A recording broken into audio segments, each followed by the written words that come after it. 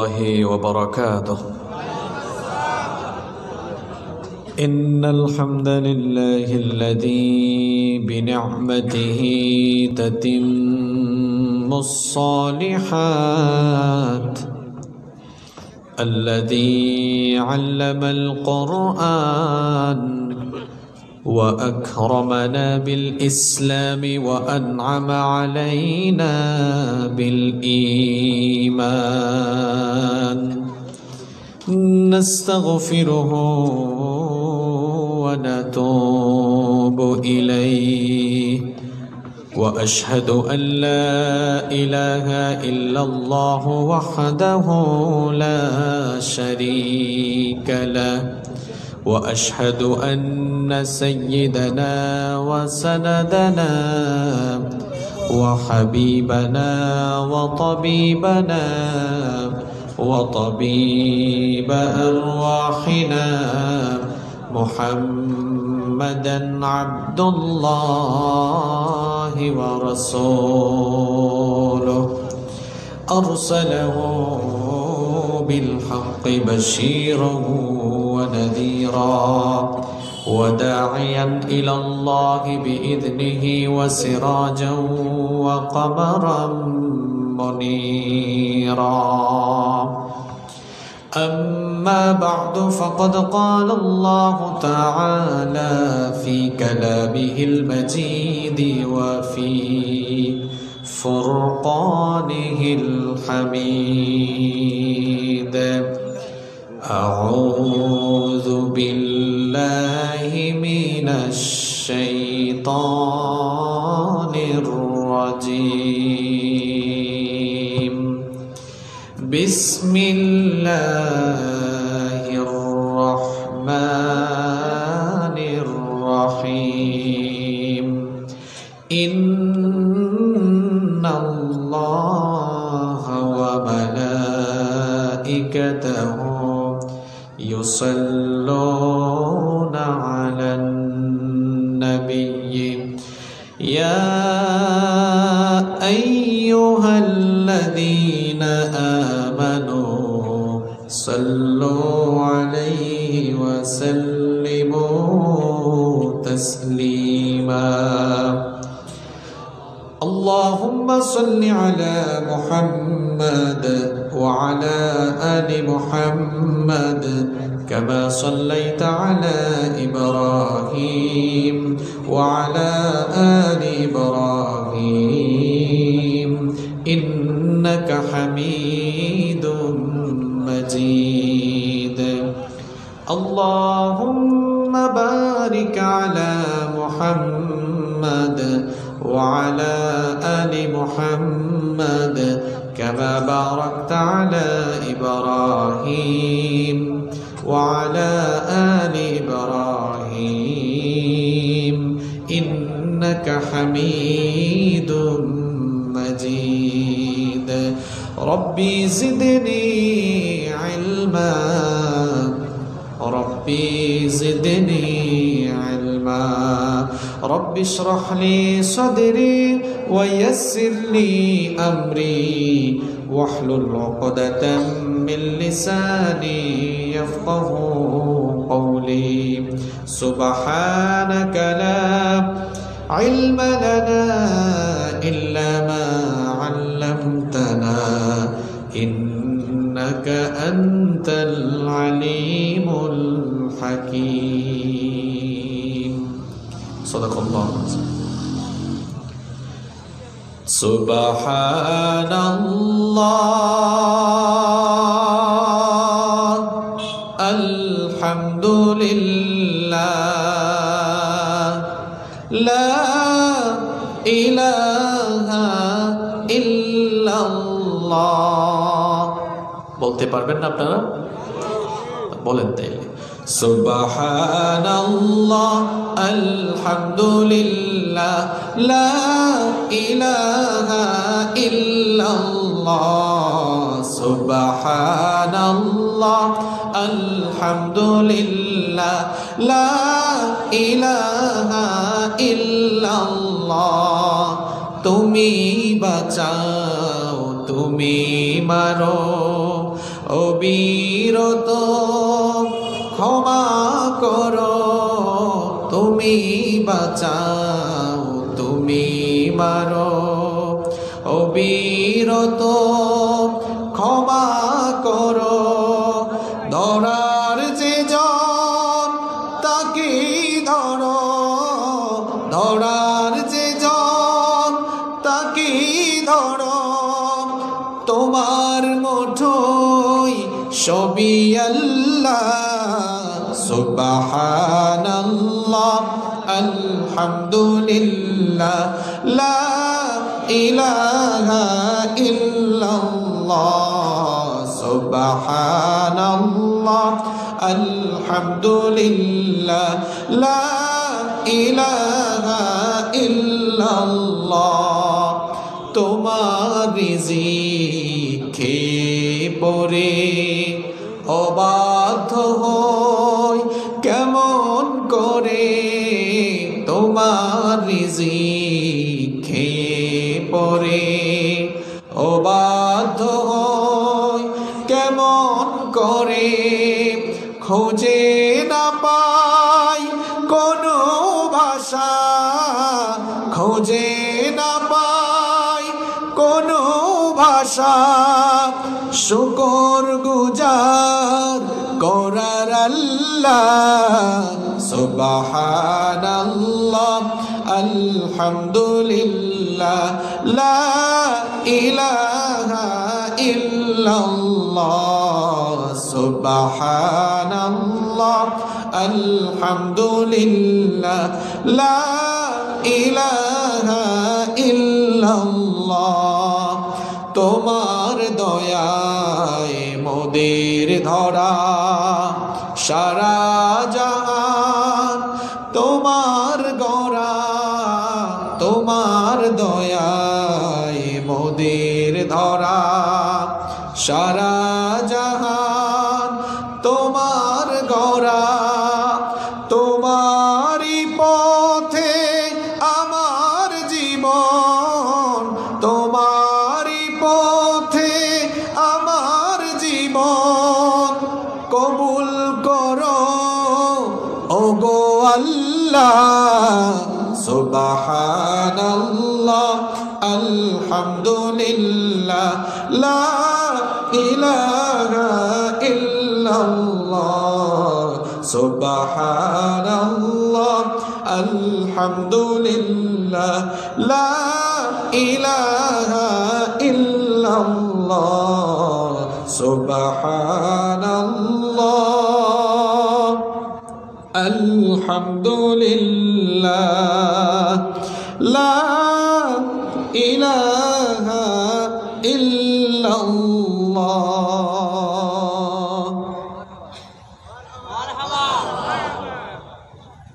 বাংলাদেশের আধ্যাত্মিক রাজধানী সিলেট বিভাগের অন্যতম জেলা, চায়ের ভূমি নামে খ্যাত মৌলভীবাজার জেলার কমলগঞ্জ উপজেলার অন্তর্গত ঐতিহ্যবাহী আলেপুর ইসলামী সমাজ কল্যাণ পরিষদের উদ্যোগে আয়োজিত আজকের এই 20তম তাফসীরুল কোরআন মাহফিলের সমাপনী অধিবেশনের মুহতারাম শ্রদ্ধাভাজন সভাপতি, মাহফিলে আমার আগে বক্তব্য রেখেছেন আজকের মাহফিলের সম্মানিত প্রধান অতিথি, সিলেটের প্রথিতযশা আলেমে দ্বীন, সিলেটবাসীর অহংকার, সিলেটবাসীর মাথার তাজ, প্রখ্যাত মুফাসসিরে কোরআন, আমার অত্যন্ত শ্রদ্ধাভাজন ব্যক্তিত্ব হযরত মাওলানা আব্দুল মতিন চৌধুরী, আতালাল্লাহু উমরাহু ওয়া বারাকাল্লাহু ফি হায়াতিহি। আমরা সবাই বলি আমিন। আপনারা অনেকেই ভেবেছেন যে হুজুর আরবিতে কি নাকি কইল, হয়তো দোয়া করেছে, আসলেই তো দোয়া করেছি, আতালাল্লাহু উমরাহু ওয়া বারাকাল্লাহু ফি হায়াতিহি। এর অর্থ হচ্ছে আল্লাহ তাআলা যেন ওনার হায়াত বাড়িয়ে দেন এবং হায়াতের মধ্যে যেন বারাকা দান করেন। আপনারা হয়তো ভেবেছেন হুজুর আব্দুল মতিন চৌধুরী সাহেবের জন্য দোয়া করেছেন। এখানে আমরা আমিন বললেও কি আর না বললেও কি, কারণ আমরা আমিন বললে তো আব্দুল মতিন চৌধুরী সাহেবের জন্য দোয়া করা হচ্ছে, ওনার লাভ, আমাদের কোনো বেনিফিট নেই। আসলে আপনার আমার চিন্তা চেতনা যতটা সংকীর্ণ, ইসলাম ততটা সংকীর্ণ নয়।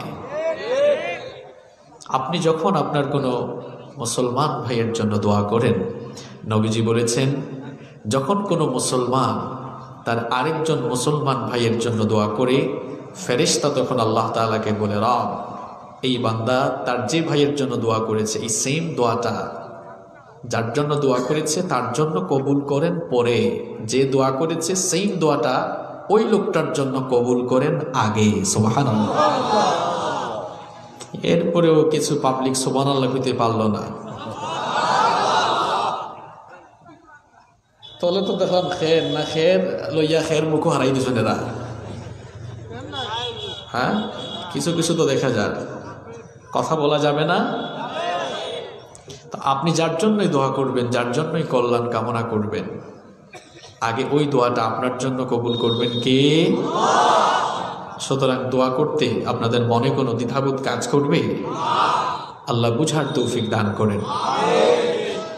আরো বক্তব্য রেখেছেন আজকের মাহফিলের সম্মানিত প্রধান আলোচক, সিলেটবাসীর রত্ন, সিলেটবাসীর মাথার মুকুট, প্রবীণ আলেমে দ্বীন, অসংখ্য আলেমের উস্তাদ, উস্তাদুল মুফাসসিরুন ওয়াল মুহাদ্দিসুন, উস্তাদুল আসাতিদা, এবং আমার উস্তাদদেরও উস্তাদ, আমি যার নাতি ছাত্র বলা চলে। খুব চমৎকার করে যিনি কথা বলেন এবং আমিও ওনার আলোচনার খুবই ভক্ত।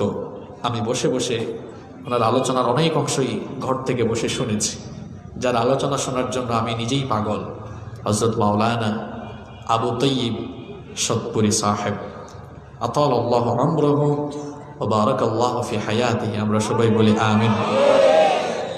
মাহফিলে উপস্থিত সম্মানিত শ্রদ্ধাভাজন উলামায়ে কেরাম, উপস্থিত বিভিন্ন রাজনৈতিক দলের সম্মানিত নেতৃবৃন্দ, সামাজিক নেতৃবৃন্দ, আমার সামনে বসা অত্র এলাকার পার্শ্ববর্তী এবং দূরদূরান্ত থেকে আগত আল্লাহর দ্বীন প্রেমী, কোরআন প্রেমী সর্বস্তরের তাওহীদি জনতা, যুগে যুগে আল্লাহর জমিনে আল্লাহর দ্বীন প্রতিষ্ঠার জন্য যারা সবচাইতে বেশি অগ্রণী ভূমিকা পালন করেছেন, আমার কলিজার টুকরা প্রিয় যুবক এবং তরুণ ভাইয়েরা, স্কুল, কলেজ, ইউনিভার্সিটি এবং বিভিন্ন মাদ্রাসা পড়ুয়া আমার প্রাণ প্রিয় মেধাবী ছাত্র ভাইয়েরা, ঘরে বসে পর্দার অন্তরায় থেকে যারা শুনছেন, আমার সম্মানিতা মা এবং বোনেরা, উপস্থিত মিডিয়ার প্রিয় কর্মী ভাইয়েরা, প্রশাসনের সম্মানিত ভাইয়েরা, প্রাণ প্রিয় কমলগঞ্জ তথা মৌলভীবাসারবাসী, আপনারা সবাই কেমন আছেন?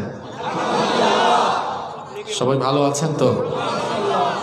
আলহামদুলিল্লাহ, আমিও আল্লাহর রহমতে ভালো আছি। আমাদের সবাইকে সুস্থতার সাথে বাঁচিয়ে রেখে কোরআনের এই বরকতময় মাহফিলে আসার তৌফিক যিনি দিয়েছেন তিনি কে?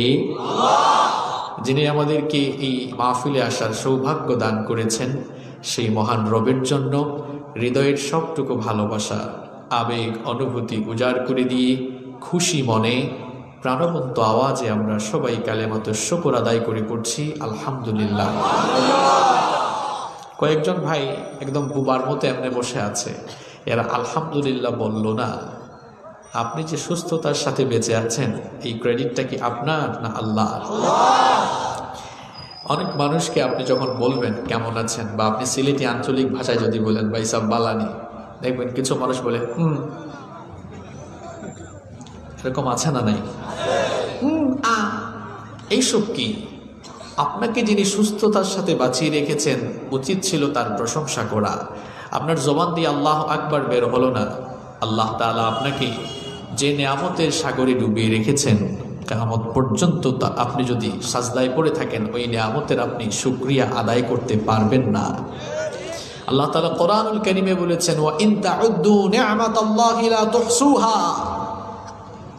আল্লাহ তাআলা বলছেন, বান্দারে তোমাকে যে আমি কত নিয়ামত দিয়েছি, এই নিয়ামতগুলো যদি তুমি গণনা শুরু করো, গুনতে গুনতে শেষ করতে পারবা না। সুবহানাল্লাহ। বর্তমান বিজ্ঞান অনেক উন্নত এবং অনেক সমৃদ্ধির যুগে প্রবেশ করেছে। বিজ্ঞানের উৎকর্ষ সাধনের ফলে জমিন থেকে সূর্যের ডিস্টেন্স কত তা আমরা জানতে পেরেছি। বিজ্ঞানের কল্যাণে আমরা সাগর মহাসাগরের আয়তন জানতে পেরেছি।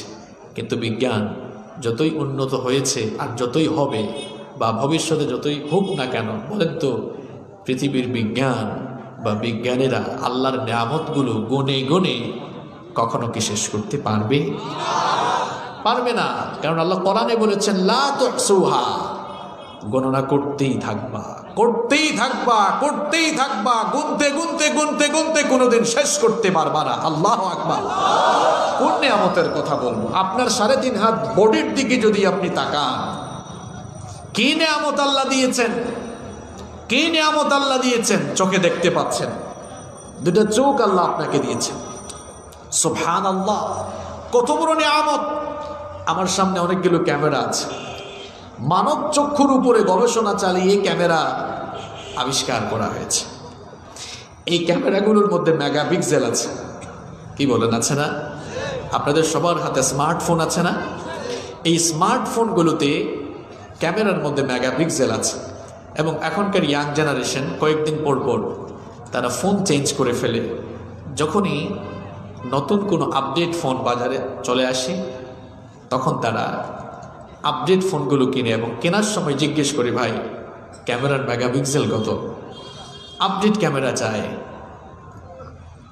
বর্তমানে যে ক্যামেরাগুলো আমরা ইউজ করছি আমরা আমাদের ফোনে, বা যে ক্যামেরাগুলো দিয়ে শুটিং হয়, সর্বোচ্চ কত মেগাপিক্সেলের ক্যামেরা আছে আমি জানি না।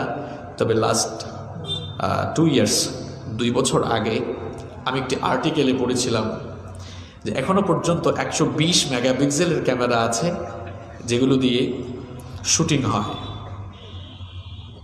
আপনি জানলে অবাক হয়ে যাবেন। আমাকে আপনাকে আল্লাহ তাআলা যে চক্ষু দিয়েছেন, এক একটা চোখের ভেতরে আল্লাহ তাআলা 100 আর 200 নয় 576 মেগাপিক্সেল দান করেছেন। সুবহানাল্লাহ। আমি বলেছিলাম কোন নিয়ামতের শুকরিয়া আপনি আদায় করবেন। এই ক্যামেরাগুলো কয়টা কালার শনাক্ত করতে পারে আমার সে ব্যাপারে কোনো আইডিয়া নেই। তবে বর্তমান বিজ্ঞান বলছে মানুষ তার এই চর্মচক্ষু দিয়ে, human eyes can be identify more than 1 million colours. মানুষ তার একটা চক্ষু দিয়ে 1 মিলিয়ন মানে 10 লক্ষ কালার শনাক্ত করতে সক্ষম হয়। আল্লাহু আকবার। আল্লাহ তাআলা কোরআনুল কারীমে আমাদেরকে প্রশ্ন করেছেন, আলাম নাজআল লাহু আইনাইন ওয়া লিসানান ওয়া শাফাতাইন। বান্দারে, আমি কি তোমাকে চর্মচক্ষু দেইনি? আমি কি তোমাকে 2টি চক্ষু দেইনি? আমি কি তোমাকে 2টি ঠোঁট দেইনি? প্রশ্ন করছেন কি? এই চোখের নিয়ামতের শুকরিয়া আদায় করে আপনি শেষ করতে পারবেন? কত মানুষ অন্ধ, চোখে দেখে না। যে চোখে দেখে না তার মনোবেদনা তো আপনি বুঝবেন না, কারণ আপনি চোখে দেখেন। চক্ষুটা কত বড় নিয়ামত, কত বড় নিয়ামত এটা।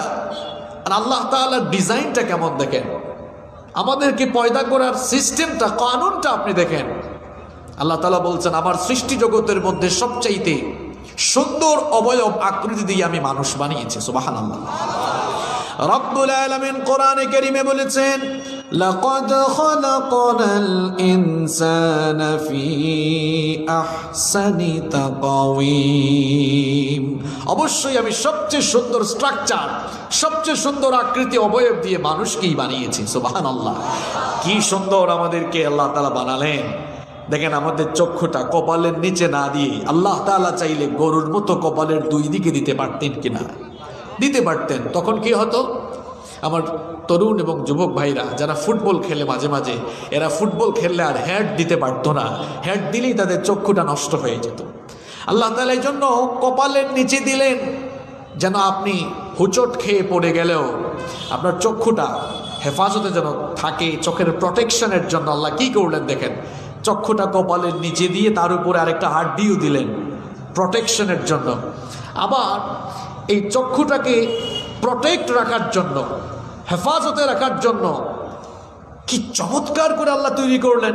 ভাইরাস মোকাবেলার জন্য যেমন অ্যান্টিভাইরাস রয়েছে, ঠিক তেমনি ভাবে আমাদের এই চক্ষুকে ভালো রাখার জন্য, সুরক্ষিত রাখার জন্য আল্লাহ তাআলা চোখের ভেতরই সব দিয়ে দিয়েছেন। দেখেন আমরা যে পরিবেশে বসবাস করছি, আমাদের এই এনভায়রনমেন্ট, এই পরিবেশের মধ্যে জীবাণু কম না বেশি? একটু কথা বলেন না কেন, জীবাণু কম না বেশি? আমার মাত বুঝতে কষ্ট হয়নি আপনারা? মাথুন না কেন, সব দেখি মুখ বন করিয়া বই গেছে। আমরা যে পরিবেশে বসবাস করছি, এই পরিবেশের মধ্যে জীবাণু কম না বেশি? অনেক বেশি, শুধু বেশি নয়, অনেক বেশি। আমরা যখন চোখের পলক ফেলি, যখন তাকাই, এই জীবাণুগুলো আমাদের চোখের ভেতরে ঢুকে যায়। যদি এই জীবাণুগুলো সঙ্গে সঙ্গে রিফ্রেশের ব্যবস্থা না থাকতো, সেকেন্ড কি 1 ন্যানো সেকেন্ডেই আপনি অন্ধ হয়ে যেতেন। আল্লাহ তাআলা কি চমৎকার করে আমাদেরকে বানালেন, চোখের ভেতরে এক ধরনের তরল পানি দিলেন, যাই ঢুকুক, আমরা যখন চোখের পলক পাপড়ি ফেলে আমরা যখন এরকম করি, ওই পানিগুলো দিয়ে আল্লাহ তাআলা সবগুলো ভাইরাস জীবাণুকে অটোমেটিক পরিষ্কার করে ধৌত করে দিয়ে চোখগুলোকে আল্লাহ হেফাজতে রেখে দেন। সুবহানাল্লাহ। আবার চোখের ওপরে যদি এই যে ব্রু আল্লাহ না দিতেন, তুরা সিলেটি মাত হইলাই শিলা মুরগি, বুঝেন তো আপনারা? দেখতে লাগলো না শিলা মুরগির লেখা। এর কারণে আল্লাহ তাআলা সৌন্দর্য বর্ধনের জন্য চোখের উপরে কি চমৎকার করে ব্রু দিলেন। কারো কারো ব্রু দেখবেন এত সুন্দর, বাঁকা তরবারির মতো। সুবহানাল্লাহ। আর কিছু বেটিনতে আসেন তো সাজতে সাজতে খামাইতে খামাইতে মানে ব্রু প্লাগ করা, ইটা এলাকাত না, ইটা অবৈধ কথা আসেনি। আল্লাহর আদেশ যখন আপনি অমান্য করবেন, মনে রাখবেন তখনই আপনি বিপদে পড়বেন। ব্রু প্লাগ করতে পারবেন না, এটা আল্লাহ তাআলা হারাম করেছেন। মনে রাখবেন হারামে কোনো আরাম নাই। যখনই আপনি হারাম কাজ করবেন, আপনি ইন্টারনেটে ঢুকে গুগলে কিংবা উইকি অথবা গুগলে ঢুকে আপনি সার্চ করে দেখবেন, বর্তমান দুনিয়ায় আই ক্যান্সারের সংখ্যা দিন দিন বৃদ্ধি পাচ্ছে। আর চিকিৎসা বিজ্ঞানীরা বলছেন আই ক্যান্সারে দিন দিন আক্রান্তের সংখ্যা তাদেরই বাড়ছে যারা বেশি বেশি ব্রু প্লাগ করছে। ওই যে বললাম হারামে কোনো আরাম নাই। তাহলে আমার মা বোনদেরকে আমরা বলবো এই কাজটা আপনারা করবেন না। আপনারা আল্লাহ বুঝার তৌফিক দান করেন। আমি চোখের কথা বলছিলাম, আপনারা কি ভাবছেন হুজুর আলোচনা শুরু করে চোখের কথা কেন বলে? ওয়াজ কিন্তু শুরু হয়ে গেছে, একটু পরে বুঝবেন হুজুর এগুলো কেন বলতেছে। এই চক্ষুটা আপনি আমি অ্যাপ্লিকেশন করে আল্লাহর কাছ থেকে নিয়ে আসিনি, না চাইতেই দিয়ে দিয়েছেন কে? আরেকটু জোরে বলেন না, না চাই দিয়ে দিয়েছেন কে? এই যে আমি কথা বলছি আপনারা শুনতে পাচ্ছেন, কান দিয়ে আপনারা শুনতে পাচ্ছেন। এই কানের মধ্যে 1 লক্ষ শ্রবণ কোষ রয়েছে, যার কারণে আমরা শুনতে পাই। এই শ্রবণ শক্তি, দর্শন শক্তি, এটাও আল্লাহর নিয়ামত। কারণ পৃথিবীর বহু মানুষ কানে শোনে না, আর আপনি শুনতে পাচ্ছেন। নিয়ামতটা কার? এই নিয়ামতটা আল্লাহ। আপনি কানে শুনতে পান, অনেক মানুষ শুনতে পায় না। মানুষ শ্রবণ শক্তি লাভ করে আগে, দর্শন শক্তি লাভ করে পড়ে।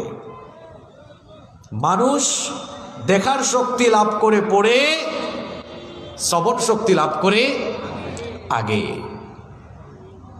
হিউম্যান এমব্রয়লজি নিয়ে যারা রিসার্চ করছেন তারা বলছেন a child gets hearing before 16 weeks of birth।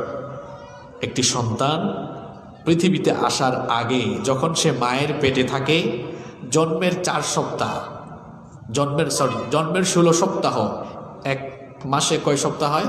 4 সপ্তাহ। তাহলে 16 সপ্তাহে কয় মাস হয়? একটি শিশু যখন মায়ের পেটে থাকে, জন্মের 16 সপ্তাহ, 4 মাস আগেই মায়ের পেটে থাকাকালীন সে শুনতে পায়। সুবহানাল্লাহ। আপনারা বলবেন হুজুর তো বিজ্ঞান তো অনেক এগিয়েছে। হ্যাঁ এগিয়েছে, কিন্তু বিজ্ঞান কোরআনের চাইতে এখনো আগাতে পারে। একজন মানুষ যখন মায়ের পেটের ভেতরে থাকে, জন্মের 4 মাস আগে থেকেই সে শ্রবণ শক্তি লাভ করে থাকে। যখন সে তার মায়ের পেটে থাকে, পৃথিবীতে আসার 4 মাস আগ থেকেই সে শ্রবণ শক্তি লাভ করে। বর্তমান বিজ্ঞান এই তথ্য আমাদেরকে কিছুদিন আগে জানিয়েছে।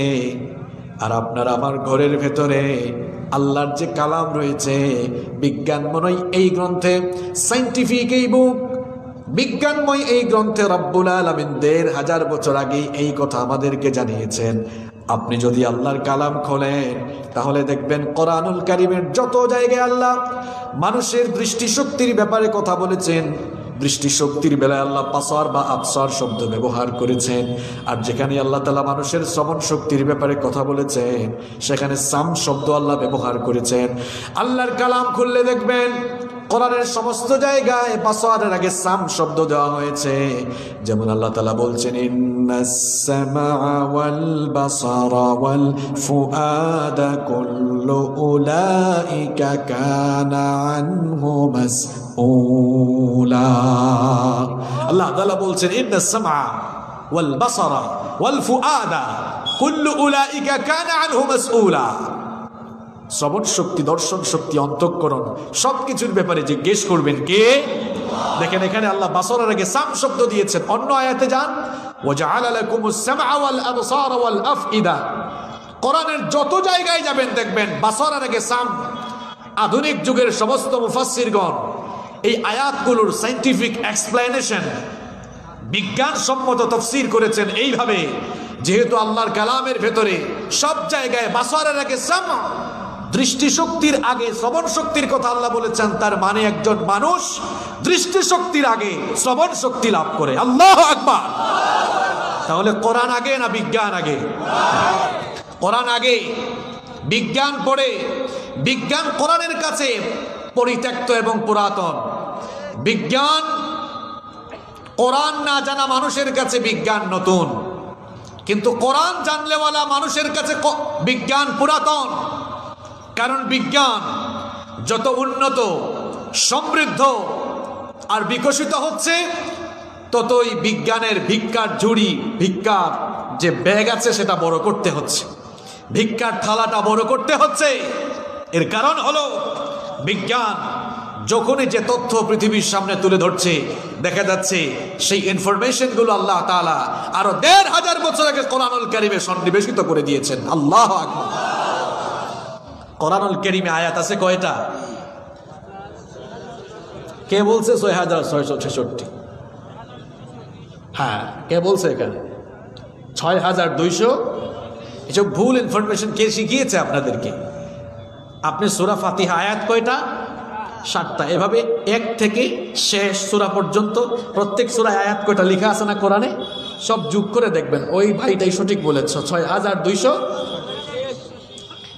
এই যে ৬০০০-এর বেশি আয়াত রয়েছে। আমি তো কোরআন এবং বিজ্ঞান নিয়ে পড়াশোনা করে, কোরআন এবং বিজ্ঞান নিয়ে পড়াশোনা গবেষণা করা আসা মানুষ। আল্লাহর কালামের ভেতরে প্রায় ১৫০০ আয়াত রয়েছে শুধুমাত্র বিজ্ঞানের ব্যাপারে। সুবহানাল্লাহ। এজন্য বিজ্ঞান নিয়ে পড়াশোনা করে ফোটানি করা যাবে না। যারা এখনো পড়াশোনা করছো, যারা সায়েন্স কিংবা ইঞ্জিনিয়ারিং ডিপার্টমেন্ট নিয়ে পড়াশোনা করো, তোমাদেরকে বলবো বেশি বেশি আল্লাহর কালাম পড়ো, আল্লাহর কোরআন পড়ো। বিবেকের দরজা খুলবে, জ্ঞান ভান্ডার আরো সমৃদ্ধ হবে ইনশাআল্লাহ। আমি চোখের কথা বলছিলাম, এরপরে শ্রবণ শক্তির কথা বলছিলাম। এই নেয়ামতগুলো কার? আরেকটু জুড়ে বলেন না, নেয়ামতগুলো কার? আপনারা ভাবছেন হুজুর চোখ কান এগুলো নিয়ে কথা বলে কেন? 5 মিনিট পরেই বুঝবেন কেন বলতেছি। এই যে আমি কথা বলছি ঠোঁট নাড়িয়ে নাড়িয়ে, কথা বলার শক্তিটাও দিয়েছেন কি? যে কথা বলে না এখনো আল্লাহর নামটা বলতে পারে না, আপনি বড় নিমুখ খারাপ মানুষ ভাই। আপনি কথা বলতে পারছেন, তাও যিনি কথা বলার শক্তি দিয়েছেন তার নামটা আপনার জবান থেকে বের হয় না। একটু সবাই জবানটা খুলে আন্তরিকতার সঙ্গে বলেন তো, এই কথা বলার শক্তি দিয়েছেন কে? পুরুষ মানুষের মতো আওয়াজ দিলেন এতক্ষণে। কত মানুষ আছে ঠোঁট নাড়ায়, কথা বের হয় না, আ আ আ আ আ আছে না? বোবা, কথা বলতে পারে না। আপনি কথা বলতে পারছেন, তৌফিকটা দিয়েছেন কে? মজার একটা তথ্য আমি আপনাদের সঙ্গে শেয়ার করি। দেখেন, গোটা পৃথিবীর মানুষের কথা বলার যন্ত্রপাতি এক, কিন্তু ভাষা ভিন্ন। আমার কথা বুঝতে আপনাদের কষ্ট হচ্ছে? কথা বলার যন্ত্রপাতি কি? কথা বলার যন্ত্রপাতি হলো ঠোঁট, জিহবা, দাঁত, তালু। যেগুলোর কথা বললাম এগুলোর ব্যবহার ছাড়া মানুষকে কথা বলতে পারে? তাহলে এগুলো হলো কথা বলার যন্ত্রপাতি। বলেন তো, পৃথিবীর সব দেশের মানুষের এই জিনিসগুলা ঠোঁট, দাঁত, জিহবা, চোয়াল, যেগুলো ব্যবহার করে মানুষ কথা বলে, সবার মধ্যে এগুলো আছে না নাই? সবার কথা বলার যন্ত্রপাতি এক, কিন্তু বলে যখন এক হয় না। বাংলাদেশে বলে কেমন আছেন, সৌদি আরবে বলে কাইফাল হাল, আমেরিকা ইংল্যান্ডে বলে হাউ আর ইউ, অথবা হোয়াটসঅ্যাপ, হোয়াট অ্যাবাউট ইউ, তাই না? আর চীন দেশে গেলে বলবে ওয়াং মাং ফাং, তাই না? এত দূরে গিয়ে কি করবেন?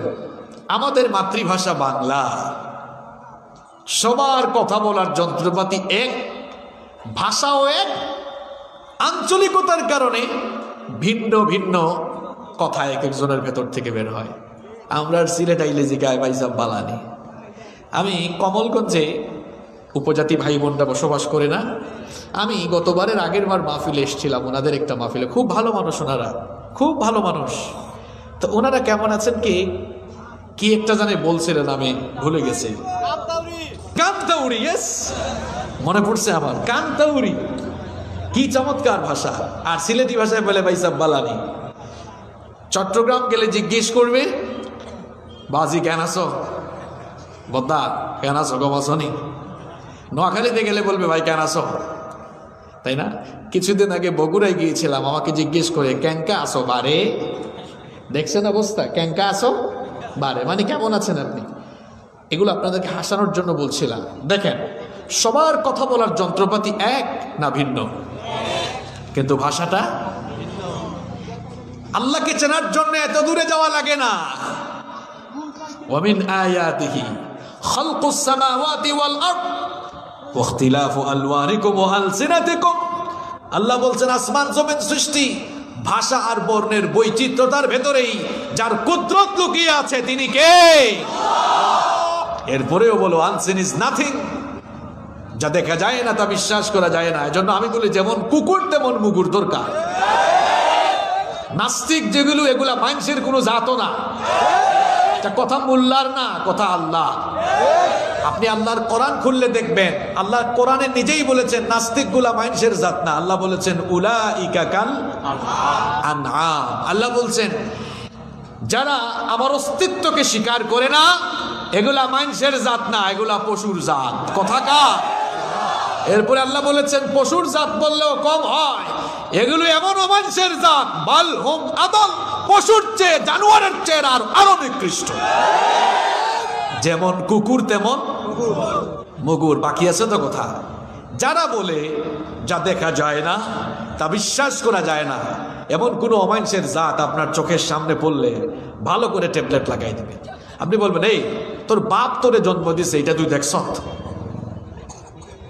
হয়েছে, প্রশ্নটা হয়েছে এখন মারাত্মক প্রশ্ন। তোর বাপ তোরে জন্ম দিয়েছে, এটা তুই দেখছ না? তো তুই যে বললি যা দেখা যায় না তা বিশ্বাস করা যায় না, তো তোর বাপ তোরে জন্ম দিয়েছে, তুই যেহেতু এটা দেখোস নাই, তার মানে তুই একটা বেজন্মা, কারণ তুই তো বিশ্বাস করিস না।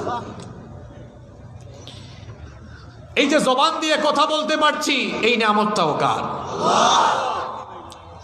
চক্ষু, কান, জবান, এই তিন বিষয়ের ওয়াজ হবে আজকে। ওয়াজের বিষয় কি? কথা বলেন না কেন? আপনারা বলতেছেন হুজুর এটা কি বিষয় শোনাইল?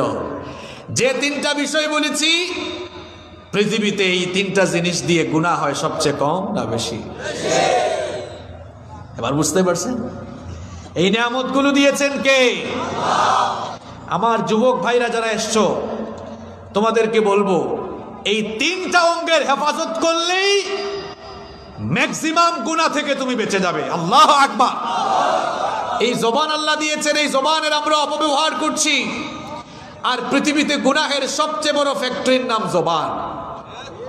সবচেয়ে বড় ফ্যাক্টরির নাম। আপনি বলবেন হুজুর এটা কেমন কথা শোনাইলেন? আজকে গতানুগতিক ওয়াজ হবে না, বিবেক নাড়ানো কিছু কথা বলবো ইনশাআল্লাহ। বুঝে থাকলে না, এখনো তো বুঝেন নাই, মানে আমার কথাটা বুঝে থাকলে একটু আওয়াজ দেন তো। আমি কি বলেছি? পৃথিবীতে গুনাহের সবচেয়ে বড় ইন্ডাস্ট্রি বা ফ্যাক্টরির নাম কি বলছি? জবান। আপনি বলবেন হুজুর এটা কেমন কথা বললেন? আপনি দৈনিক যত গুনাহ কামান, সবচেয়ে বেশি গুনাহ হয় এই জবান দিয়া। মানুষ মিথ্যা বলে ঠ্যাং দিয়া না জবান দিয়া? কথা বলছেন না কেন? আমি যে কথা বলছি আমি কি বানাই বানাই বলতেছি? আপনাকে বুঝাই দিচ্ছি তো আমি। মানুষ মিথ্যা বলার সময় ঠ্যাং দিয়া কয় না জবান দিয়ে কয়? গীবত করার সময় জবান দিয়ে না ঠ্যাং দিয়ে?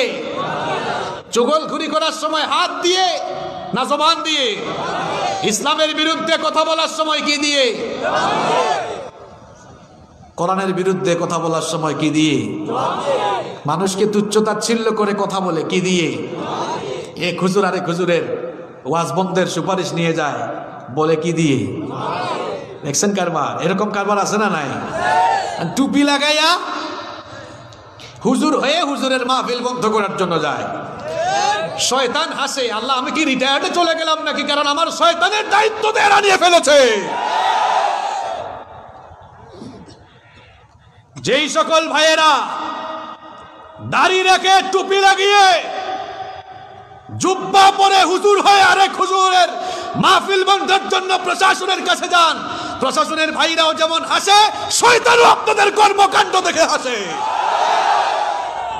শয়তান বলে আমি কি রিটায়ার্ডে চলে গেলাম নাকি? আমার শয়তানের দায়িত্ব এরা পাইল কেমনে?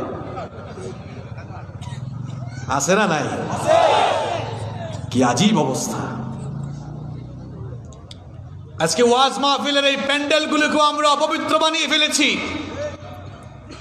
উচিত ছিল এখানে বসে কথা বলার সময় হেদায়েতি কথা বলা। আমরা উঠেই অমুকের বিরুদ্ধে তমুকের বিরুদ্ধে কথা বলছি, আর পাবলিক লক্ষ লক্ষ টাকা খরচ করছে এই মাহফিলের জন্য। বেনিফিট কি হচ্ছে? কেউ আউলগিরি বাউলগিরি করছে। আউলা বাউলা গান আছে না নাই? কেউ আউল আর বাউলগিরি করছে, কেউ অমুক কাফের তমুক কাফের বলছে। মানুষ লক্ষ লক্ষ টাকা খরচ করে আপনাদেরকে আনে আউলগিরি বাউলগিরি অমুক তমুক কাফের বলার জন্য নয়, বরং মানুষদেরকে আল্লাহর কোরআনের দাওয়াত দেওয়ার জন্য। কিছু বিষয় সিলেক্ট করে নিয়েছে যেগুলা দিয়ে মানুষের মধ্যে খালি ফাসাদ বাড়ানো যায়। আর বিষয় পাও না মিয়া। নামাজের ওয়াজ কোথায় গেল? আখিরাতের ওয়াজ কোথায় গেল?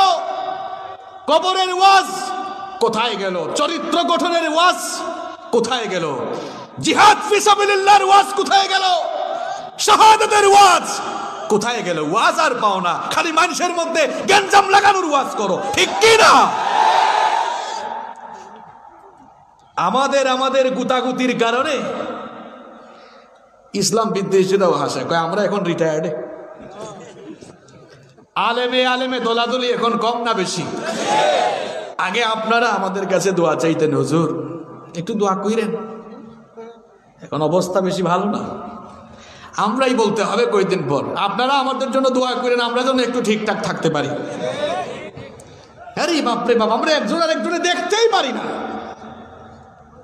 একজন আর একজনকে দেখতে সালামও দেয় না। তুই কইমি যা, তুই ফুলতলি, তুই আলিয়া। কি আমি কি মিথ্যা বলছি? কথা বলে। এক ভাই মাইর খেলে কয় তো কি হয়েছে? তো আমার না। মিয়া সাহেব আপনি বুঝলেন না, আপনার আরেকজন আলেম ভাই মার খেয়েছে, আপনি কথা বলেন নাই। মনে রাখিয়েন পরের সিরিয়ালটা কিন্তু আপনার। আপনি বুঝেন না, না ঐক্যের শক্তি কি আপনি বুঝেন না? একটা লাঠি যদি আপনার হাতে দেওয়া হয়, একটা লাঠি ভেঙে ফেলা খুব সহজ। আপনাদের হাতে একটা লাঠি দিলে ভাঙা সহজ না কঠিন? এখন যদি 1000 লাঠি আপনাদের হাতে দেওয়া হয়, কুতাকুতি শুরু হবে, ভাঙা যাবে। এই কথা কেন বললাম? বাংলাদেশের আলেম ওলামা যতদিন ঐক্যবদ্ধ না হয় দলাদলি করবেন। লাঠির উদাহরণ কেন দিলাম? একটা লাঠি ভাঙা যেমন সহজ, ঠিক তেমনি ভাবে বিচ্ছিন্ন থাকলে আপনার মেরুদণ্ড ভেঙে ফেলা সহজ হবে। আপনি যদি বিচ্ছিন্ন থাকেন, ইসলাম বিরোধীরা যখন যাকে ধরবে মেরুদণ্ড ভেঙে দিবে।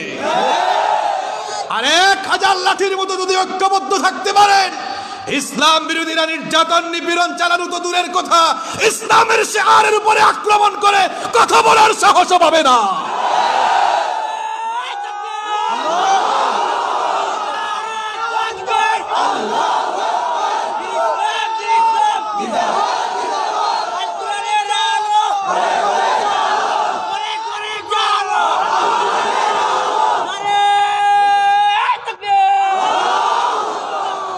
আলেমে আলেমে বিভেদ এখন জালিমে জালিমে দোস্তি, আলেমে আলেমে বিভেদ এখন জালিমে জালিমে দোস্তি, পথের ঠিকানা জানা নেই কারো, কে কোথায় পাবে স্বস্তি, কে কোথায় পাবে স্বস্তি।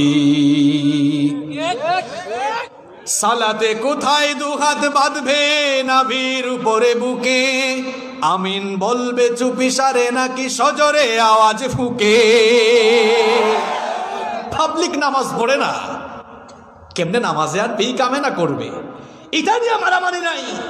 হাত কে কোথায় বাঁধবে এটা নিয়ে মারামারি। আরে ভাই, যার মন চায় বুকে হাত বাঁধুক, যার মন চায় নাভির উপরে বাঁধতে দেন, মানুষ নামাজে আসুক, ঠিক কি না? হজ আর ওমরা করেছেন, কে কে হাত তোলেন? এত কম? আচ্ছা, হাত নামান। যারা যেতে পারে নাই, আল্লাহ আপনি আমাদের সবাইকে যাওয়ার তৌফিক দেন। না গেলেও তো আপনারা ইউটিউবে ভিডিও দেখেন না, ফেসবুকে দেখেন না, দেখবেন আপনারা হারামাইন শরীফাইনে নামাজ আদায় হচ্ছে, কেউ বুকের উপরে, কেউ নাভির উপরে। আলহামদুলিল্লাহ, আমিও তো একাধিকবার গিয়েছি, অসংখ্যবার মসজিদে হারামে নামাজ পড়েছি, মসজিদে নববীতে আমি নামাজ পড়েছি, নিজের চোখে সেই চিত্রগুলো দেখেছি। কোনো ঠেলাঠেলি আছে? মারামারি আছে? আমাদের দেশে তো ঠেলাঠেলি এমন, এগুলা নিয়ে মসজিদ ভাগ হয়ে গেছে এখন, আছে না নাই? আমার এক ছোট্ট গল্প মনে পড়েছে, আমি কি বলবো? ও আব্বা হল, ভাই হল, কিচ্ছা একটা মনে পড়ছে, কইতাম নি। এক ভাই বার হইছে সফর, মাঝে মাঝে সিলেটে কইলে বেজারই জানি আপনারা, বার হইছে এক সফর, নতুন এলাকা বাইরে যার পরে গেছে আসর রাজান। কোন অক্ত রাজান মাতুন না হয়, আজান যেহেতু হয়ে গেছে নমাজও হামাই যাইতে নেই, নমাজও ঢুকছে। এখন বিচারায় সবসময় আত বান্ধে তো নাবির উপরে, কপাল খারাপ, ই মসজিদের সবে আত বান্ধে বুকুর উপরে। সালাম ফিরাইয়া এই মসজিদের মানুষ এখন এটা দরে কই থেকে গেছে, দৌড়ানি খাইতে খাইতে খাইতে খাইতে এরা রাত থেকে গিয়ে নিস্তার পাইছে। এরপরে আবার আটা আরম্ভ করছে, কিছু দূর যাইতে না যাইতে মাগরিবর আজান ফুরিয়ে গেছে। হয় মাগরিবর আজান যেহেতু ফুরিয়ে গেছে, তার নামাজ ফুরিলাইতে নেই, মসজিদও আমাইবার সময় টেনশন বাড়ি গেছে। আরে বাপরে বাপ, নাবির উপরে হাত বান্ধা আসর রক্ত যেহেতু রানি খাইছি, ইগুল আরোগ্য করতাম নাই। এখন হাত বাঁধছে বুকুর উপরে, কপাল খারাপ, ই মসজিদের সবে হাত বান্ধন নাবির উপরে। নমাজ শেষে আবার দৌড় দৌড় দৌড় দৌড়, দৌড়ানি খাইতে খাইতে নিস্তার ভাইয়া আটা আরম্ভ করছে। এসার আজান হয়ে গেছে, হয়তো নামাজ ফুরিলাই দেবে। মসজিদও আমাইবার সময় তো টেনশন আরো বাড়ি গেছে, হয় আসর রক্ত নাবির উপরে হাত বান্ধা খাইছি দৌড়ানি, মাগরিবের উপরে বুকের উপরে হাত বান্ধা দৌড়ানি খাইছি, না জানি এসার রক্ত খোফালো কিতে আছে, তার খোফালো যা আছে তা হাত আর বান্ধিলাই দেনে খোফালো। মানুষ কনিকো কই থেকে আইলো, এদিকে খোফালোর উপরে হাত, কিতা রে ঘটনা কিতা? ঘটনা শুনাইল, হয় ভাই খোফালো কিতা আছে জানি না রে ভাই, এর লাগি খোফালো মারি দিচ্ছি। আপনাদেরকে হাসাবার জন্য এগুলো বলেছি? আপনি বেশি দূরে না, ঢাকা শহরে গিয়ে দেখেন হাত বাঁধা নিয়ে মসজিদ এখন আলাদা হয়ে গিয়েছে। আমিন আসতে বলা, জুড়ে বলা নিয়ে মসজিদ ভাগ হয়েছে। দুঃখজনক বিষয় এগুলো। যে জুড়ে বলে বলুক, যে আসতে বলে বলুক, নামাজে আসতেই হইল, ঠিক কি না? মসজিদে হারামে নামাজে দাঁড়িয়েছে শেখ আব্দুর রহমান আস-সুদাইস, ঈশান নামাজে ইমামতি করছেন। আমার পাশে এক পাকিস্তানি ভাই দাঁড়িয়েছে, শেখ আব্দুর রহমান আস-সুদাইস সূরাতুল ফাতিহা শেষ করছেন, গায়রিল মাগদুবি আলাইহিম ওয়ালাদ-দাল্লিন।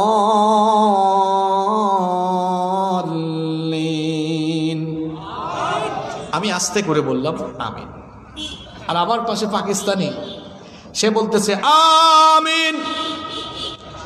নামাজের পরে আমি তারে বলে নাই, কি রে তোর কি তেল বেশি হয়েছে নাকি, এত জোরে বললি কেন? পাকিস্তানিও আমাকে বলে নাই, এই তুই আসতে বললি কেন, খাস নাই কিছু? কেউ কাউকে কিছু বললাম না, চলে গেলাম। This is the beauty of Islam, এটাই ইসলামের সৌন্দর্য। মুসলমান, আপনি ছোটখাটো বিষয় নিয়ে মতপার্থক্য করে মসজিদ আলাদা করছেন বলে আজ ইসলাম বিরোধীরা ইসলামপন্থীদের উপরে কলবলে চালানোর সাহস পেয়েছে। ফরজ নিয়ে তো মারামারি নেই, নফল নিয়ে গুতাগুতি। ফরজ নিয়ে তো মারামারি নেই, নফলে সফল যোগ। টুপির আকার আকৃতি নিয়ে গবেষণা হয় খুব। এখন টুপি দিয়ে আমরা ইসলাম যাচাই করে কয় এটা কৌমি টুপি, এটা আলিয়া টুপি, এটা জামাত টুপি, এটা হেফাজত টুপি, এটা ফুলতলি টুপি, এটা এই টুপি সেই টুপি। মুসলমান, তুমি টুপি দিয়ে ইসলাম যাচাই করো। এই জন্যই তো ইসলামপন্থীরা এখন মার খায়। ফরজ নিয়ে তোমার আমারই নেই নফলে সফল ডুব, টুপির আকার আকৃতি নিয়ে গবেষণা হয় খুব। এই সুযোগে আব্রাহা দেখো হাকিয়ে বেড়ায় হস্তি, জালিমে জালিমে দোস্তি, আলেমে আলেমে বিভেদ এখন জালিমে জালিমে দোস্তি। পথের ঠিকানা জানা নেই কারো, কে কোথায় পাবে স্বস্তি, কে কোথায় পাবে স্বস্তি। খেতির নেশায় আলেমের মন ব্যস্ত, ভীষণ ব্যস্ত। এই সমাজের সব কাজে তাই জালিমের হাতে ন্যস্ত। নিজের হিসেব করে না আলেম, অন্যের কথা ভাবে। বিরোধকারীরা জান্নাতে নাকি জাহান্নামেই যাবে। কাফের ফাসেক লক্ষ ফতোয়া পকেটেই আছে জমা। আল্লাহর কাছে ছাড় আছে তবু তার কাছে নেই ক্ষমা। হেরার চেরাগে চিনতে পারেনি এখনো আপন পর, জালিমের হাতে চলে গেছে তাই নিজের সাজানো ঘর। হেরার চেরাগে চিনতে পারেনি এখনো আপন পর, জালিমের হাতে চলে গেছে তাই নিজের সাজানো ঘর। সালতানাতের মিনার হারিয়ে আশ্রয় তার বস্তি, জালিমে জালিমে দোস্তি, আলেমে আলেমে বিভেদ এখন জালিমে জালিমে দোস্তি। পথের ঠিকানা জানা নেই কারো, কে কোথায় পাবে স্বস্তি, কে কোথায় পাবে স্বস্তি। কথাগুলো বাস্তব না অবাস্তব? আমরা যদি একটু দিলটা বড় করে দিতে পারতাম, আমরা যদি একটু এক টেবিলে বসে চা খেতে পারতাম, এই দেশের ওলামায়ে কেরাম যদি ভেদাভেদ ভুলে ঐক্যবদ্ধ হতে পারত, মুসলমানরা আলেমদেরকে মাথার তাজ বানিয়ে ফেলতো। আমি জবানের কথা বলছিলাম, এই জবান দিয়ে আমরা একজন আরেকজনকে আঘাত করে কথা বলছি। এই জবান এমন গুরুত্বপূর্ণ বিষয়। নবীজিকে একবার সাহাবীরা জিজ্ঞেস করলেন, মা আকসারু মা ইউদখিলুন নাসান নার, ওগো আল্লাহর নবী, কোন জিনিসের কারণে মানুষ সব চাইতে বেশি জাহান্নামে যাবে? নবীজি তখন বললেন, আমার সাহাবীরা শোনো, দুটো জিনিসের অপব্যবহারের কারণে মানুষ সব চাইতে বেশি জাহান্নামে ঢুকবে। দুটো জিনিসকে যখন মানুষ নিয়ন্ত্রণ করবে না, এই দুটো জিনিসের অপব্যবহার মানুষকে জাহান্নামী বানিয়ে দিবে। আল্লাহর নবী বললেন, এক নাম্বার হচ্ছে আলফাম অর্থাৎ মুখ, আর দুই নাম্বার হচ্ছে ওয়াল ফারাজ লজ্জাস্থান। এই দুটো জিনিসের অপব্যবহার যারা করবে তারা জাহান্নামে যাবে। আবার এই দুটো জিনিসের অপব্যবহার না করে কেউ যদি এই দুটো জিনিসের হেফাজত করে, দুটো জিনিসের পবিত্রতা রক্ষা করে, বুখারীর বর্ণনায় নবীজি সুসংবাদ দিয়ে বললেন, মাই ইয়াদমানলি মা বাইনা লাহইহি ওয়া রিজলাইহি আদমানু লাহুল জান্নাহ। আল্লাহর নবী বললেন, যদি আল্লাহর কোনো বান্দা তার লজ্জাস্থান আর মুখ এই দুটো জিনিসকে যদি হেফাজত করে, কন্ট্রোল করে, পবিত্র রাখে, আমি আল্লাহর নবী বলছি, এই দুটো জিনিসের জিম্মাদারি যারা গ্রহণ করবে, কাল কিয়ামতের দিন আমি নবী নিজেই তাদের জন্য জান্নাতের জিম্মাদার হয়ে যাব। আপনি এটাকে কন্ট্রোল করেন, এই জবানটা কন্ট্রোল করেন। মুআয বিন জাবাল রাদিয়াল্লাহু আনহু নবীজিকে একদিন প্রশ্ন করলেন, ইয়া রাসূলুল্লাহ, পড়েন সাল্লাল্লাহু আলাইহি ওয়াসাল্লাম, নবী গো, কিয়ামতের দিন কি আল্লাহ আমাদের এই জবানের ব্যাপারেও জিজ্ঞেস করবেন? নবীজি বললেন, মুআয, এই জিহ্বাকে কন্ট্রোল করো, কারণ এর অপব্যবহারকারীরা যারা এর অপব্যবহার করবে, আল্লাহ তাআলা কিয়ামতের দিন এগুলোকে উল্টা করে তারপরে জাহান্নামের আগুনে নিক্ষেপ করবেন। নাউযু বিল্লাহি মিন যালিক। জন্য আমার বাবারা, আমার ভাইরা, সবাইকে বলতে চাই, এই জবানকে হেফাজত করেন। বহু আজ তো শুনলেন, এখন তো জবান ঠিক করতে পারলেন না। এই জবানের অপব্যবহার আপনাকে জাহান্নামের আগুনে পুড়ায় ফেলবে। এই জবান দিয়ে মানুষ কেমনে গুনাহ দিন দিন কামায়, দেখেন, খুব সংক্ষেপে তুলে ধরছি। এই জবান দিয়ে মানুষ মিথ্যা বলছে, বলেন মিথ্যাবাদী মানুষ আমাদের সমাজে আছে না নাই? আর একটু জোরে বলেন আছে না নাই? আপনি যখন এই জবান দিয়ে মিথ্যা বলেন, জবানের হক নষ্ট করে ফেলেন। মিথ্যা বলার কুফল হলো দুইটা। বুঝে থাকলে পুরুষ মানুষের মতো জবাব দিয়ে বলেন মিথ্যা বলার কুফল কয়টা? আরো জোরে বলেন কয়টা? এক নাম্বার, মানুষ যখন মিথ্যা বলে জবান অপবিত্র হয়ে যায়, নাপাক হয়ে যায়। আমি যদি বলি বলেন তো কার মুখে দুর্গন্ধ বেশি? এক মাহফিলে বলেছিলাম, একজন কয় হুজুর যে ম্যাজিক দিয়ে দাঁত ব্রাশ করে না তার মুখে দুর্গন্ধ বেশি। আমি কইলাম আপনি কি ম্যাজিক কোম্পানিতে চাকরি করেন নাকি? নইলে সেন্সোডাইন আর ক্লোজ আপ কি দোষ করলো? আপনি খালি ম্যাজিকের কথা কেন বললেন? আমি যদি বলি কার মুখে দুর্গন্ধ বেশি, হয়তো অনেকে চিন্তা করবে যে দৈনিক দাঁত ব্রাশ করে না তার মুখে দুর্গন্ধ বেশি। নবীজি বলেছেন যেই লোক মিথ্যা বলে তার মিথ্যা কথার দুর্গন্ধে রহমতের ফেরেশতা তার দৃষ্টি সীমানার বাইরে চলে যায়। মিথ্যা বলার এক নাম্বার কুফল হলো মিথ্যা বললে জবান অপবিত্র হয়, নাপাক হয়ে যায়, জবানের হক নষ্ট হয়। মিথ্যা বলার দুই নাম্বার কুফল হলো একজন মানুষ যখন মিথ্যা বলে সে ইমানদার থাকে না, সঙ্গে সঙ্গে সে মুনাফিক হয়ে যায়। জোরে বলেন কি হয়ে যায়? আপনি বলবেন হুজুর একটা দুইটা মিথ্যা বললে কি আর হয়? মুনাফিক হইলে কি হয়? মুনাফিক হইলে কি হয় এবার শোনেন। আমি যদি আপনাদেরকে প্রশ্ন করি পৃথিবীর কয়েকজন কুখ্যাত কাফেরের নাম আপনারা বলেন। ফেরাউন, তারপরে বলেন নমরুদ। এরা বিখ্যাত না কুখ্যাত? বিখ্যাত না কুখ্যাত? এরা ভালো মানুষ না কাফের? এবার বলেন তো এই কুখ্যাত কাফের গুলো নমরুদ, ফেরাউন, আবু জাহাল, উতবা, শাইবা, হামান, সাদ্দাত, কারুন, এগুলো জান্নাতে যাবে না জাহান্নামে যাবে? এগুলোকে জাহান্নামে আমরা বানিয়েছি না আল্লাহ বানিয়েছেন? কাফের মুশরিক যারা এরা যাবে জাহান্নামে। এবার আমি যদি আপনাদেরকে জিজ্ঞেস করি মুনাফিক যাবে কোথায়? বলেন, জবাব দেন, মুনাফিক যাবে কোথায়? না, উত্তর হয় নাই। না, এখনো হয় নাই। জাহান্নামের তলদেশে। ইয়েস, এটা বোঝানোর জন্য এই প্রশ্নগুলো করেছি। বুঝেন, ভালো করে বুঝেন। নমরুদ, ফেরাউন এরা থাকবে জাহান্নামের উপরের তলায়। আর মুনাফিক গুলো কাফেরের চাইতে এত খারাপ। আল্লাহ বলেছেন ইন্নাল মুনাফিকিনা ফিদ দারকিল আসফালি মিনান নার। কাফের থাকবে জাহান্নামের উপরে, মুনাফিক থাকবে জাহান্নামের তলে। কথা যদি বুঝে থাকেন জবাব দেন তো। তাহলে তুলনামূলকভাবে কাফেরের চাইতে মুনাফিক ভালো না খারাপ? বুঝে জবাব দেন, কাফেরের চাইতে মুনাফিক ভালো না খারাপ? এখন প্রশ্ন হলো, কাফের তো সহজে চেনা যায়, কিন্তু মুনাফিক চেনা যায়? মুনাফিকের কপালে মুনাফিক লেখা নাই, পিঠের মধ্যে মুনাফিক লেখা নাই। বিভিন্ন স্কুল কলেজের ইউনিফর্ম আছে, ড্রেস কোড আছে, মুনাফিকের আলাদা কোনো ইউনিফর্মও নাই। এমনকি ধর্মভিত্তিক বিভিন্ন দেশও আছে, ওই দেশগুলোতে দেখা যায় ওই ধর্মের মানুষ বেশি। যেমন কেউ যদি বলে হুজুর হিন্দু দেখবো, আমাদের প্রতিবেশী দেশ ভারতে কোটি কোটি হিন্দু আছে না নাই?